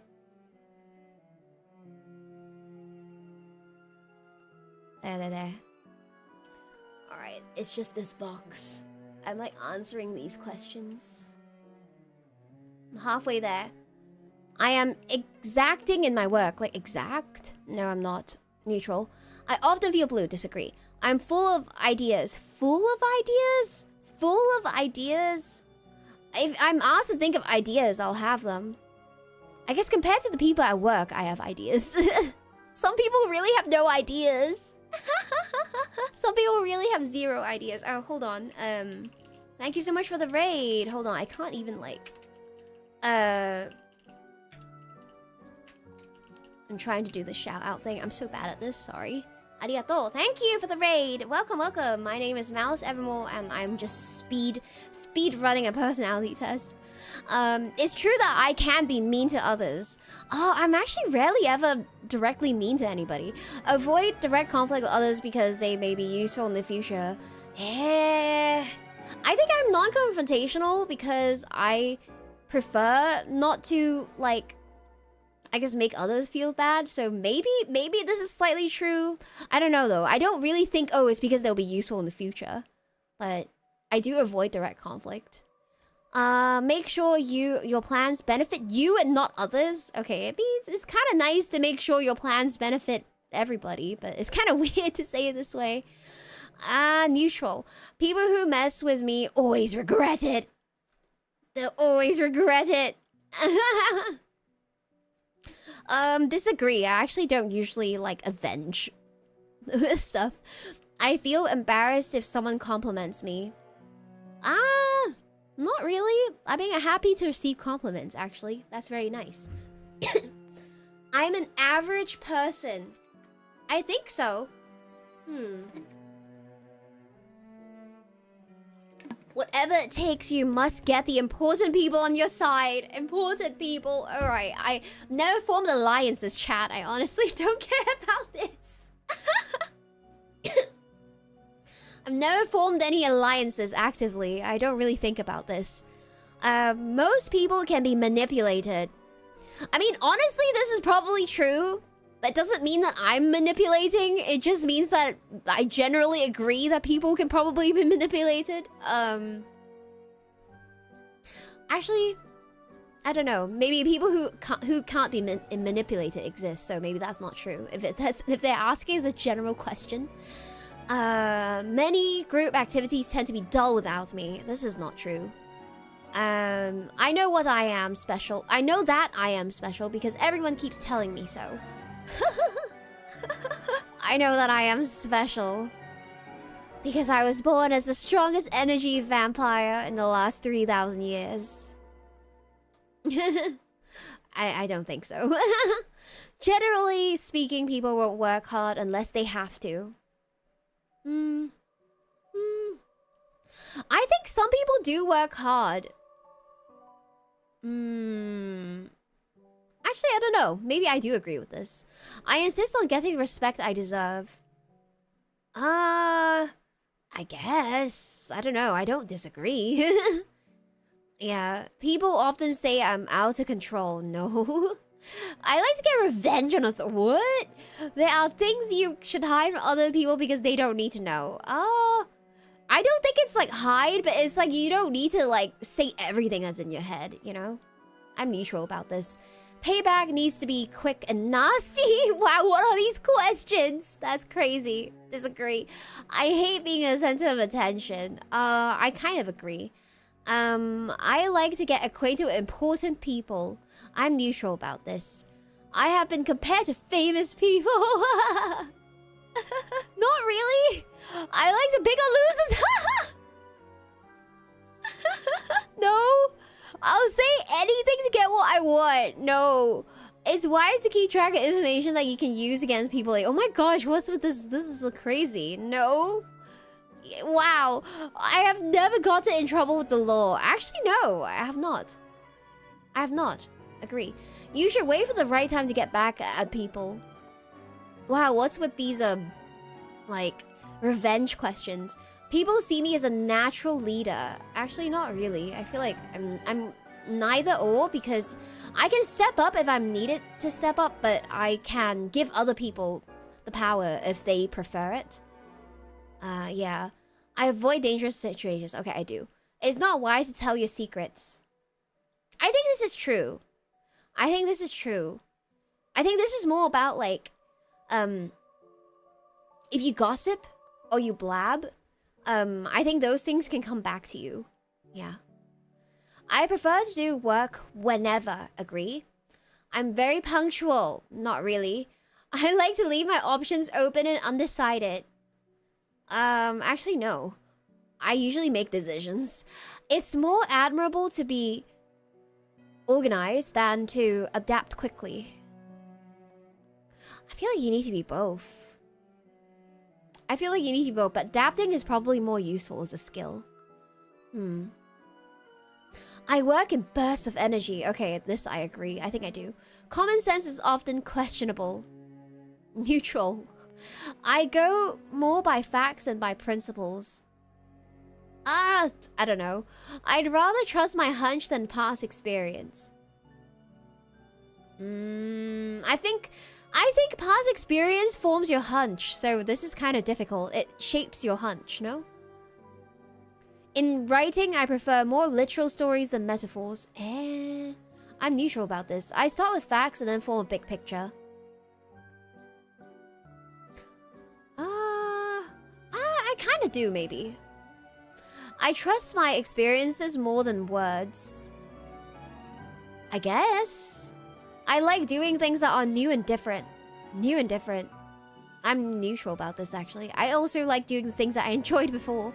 Sometimes I think so much about new possibilities that I never look at how to make them a reality. No, I will make them a reality. If I've thought of the possibility and I think that I could do it, like, I don't know. It's like things like rearranging my furniture. Or like, you know, imagining the possibilities of rearranging my furniture. And then I will do it. Zero EXE, welcome to the Malistocracy. Thank you so much for joining membership. I'm more interested in what is actual than what is possible. I don't know. I don't know. Neutral. It's harder for me to utilize others than to identify with them. Eh?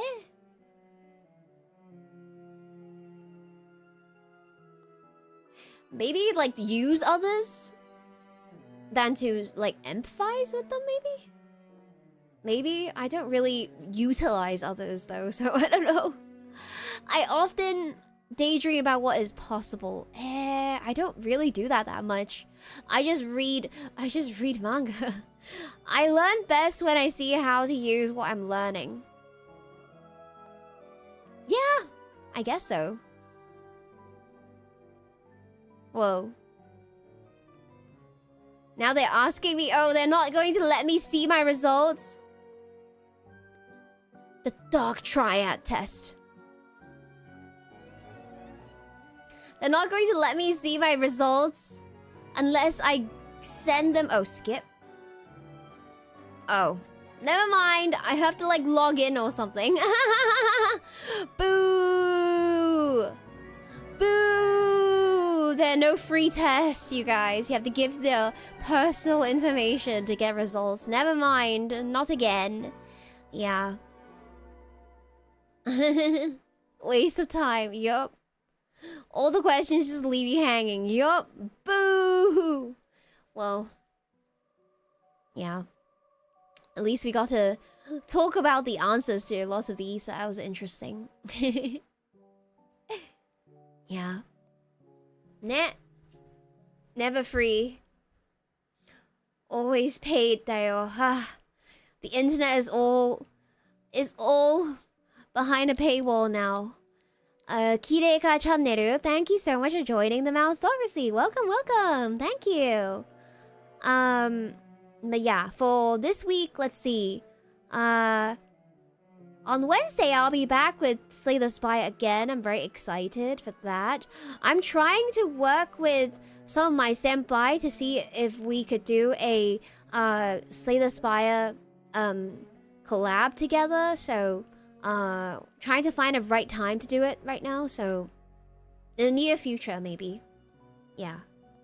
Unfortunately, I asked Tenma senpai, and she said she was busy on her time zone until like May, so we wouldn't be able to do it soon. Yeah, Tenma senpai, the time zone's not going to work, so that's why.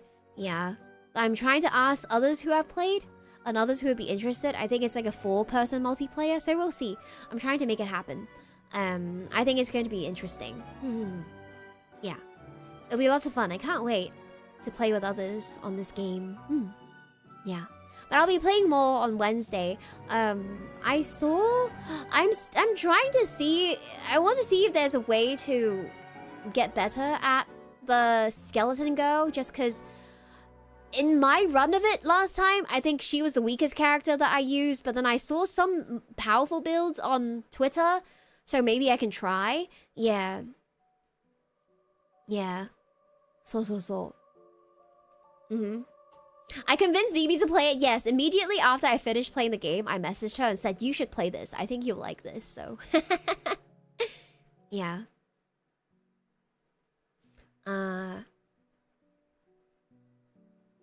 Ethereal build worked well for the Skelly Girl? Okay. Yeah, I'm trying to make that and trying to build something successful with the Regent. I'm trying to figure it out. Yeah. The Necrobinder, I guess, is a difficult character like that other character that they deleted. Regent is hard. Interesting. I saw some strong Regent builds on Twitter, but I'm not sure. Yeah, did you guys see the one where it was the silent, but they just like endlessly had adrenaline. Hundreds of versions of the card adrenaline. That was crazy. It was that Japanese viral tweet. Yeah, I was looking at it like, wow, maybe I just need to build adrenaline. What the heck? But I mean, I also beat the game with the silence, so I was like, okay, it's not that interesting to retweet this because I already beat the game using the silent as well. So silent was actually quite overpowered in this game. Yeah. Silent was like easy to build. Shivs is so easy to build. Yeah. Yeah. Oh, did Lumi stream a new Slay the Spire? I actually did have a conversation with her about the game. And I told her that silent on shivs is great. Because she was telling me that she always built silent. She always built poison. And I think poison is good, but shiv is better, easier for Slay the Spire. So I wonder if she tried that after I said that, or if she already did that. I don't know. Yeah, I was talking to her about the silent actually. Yeah. Just like yesterday. You're trying to deal with poison, but it's off balance. Yeah, shiv is easier, right? Yeah, I think so.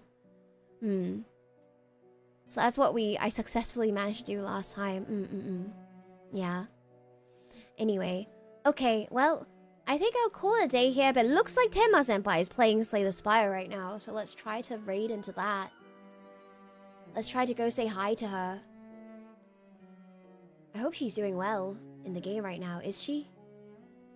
We'll see. She plays so fast. I don't know. I can't even, like, see what she's doing because she plays so fast.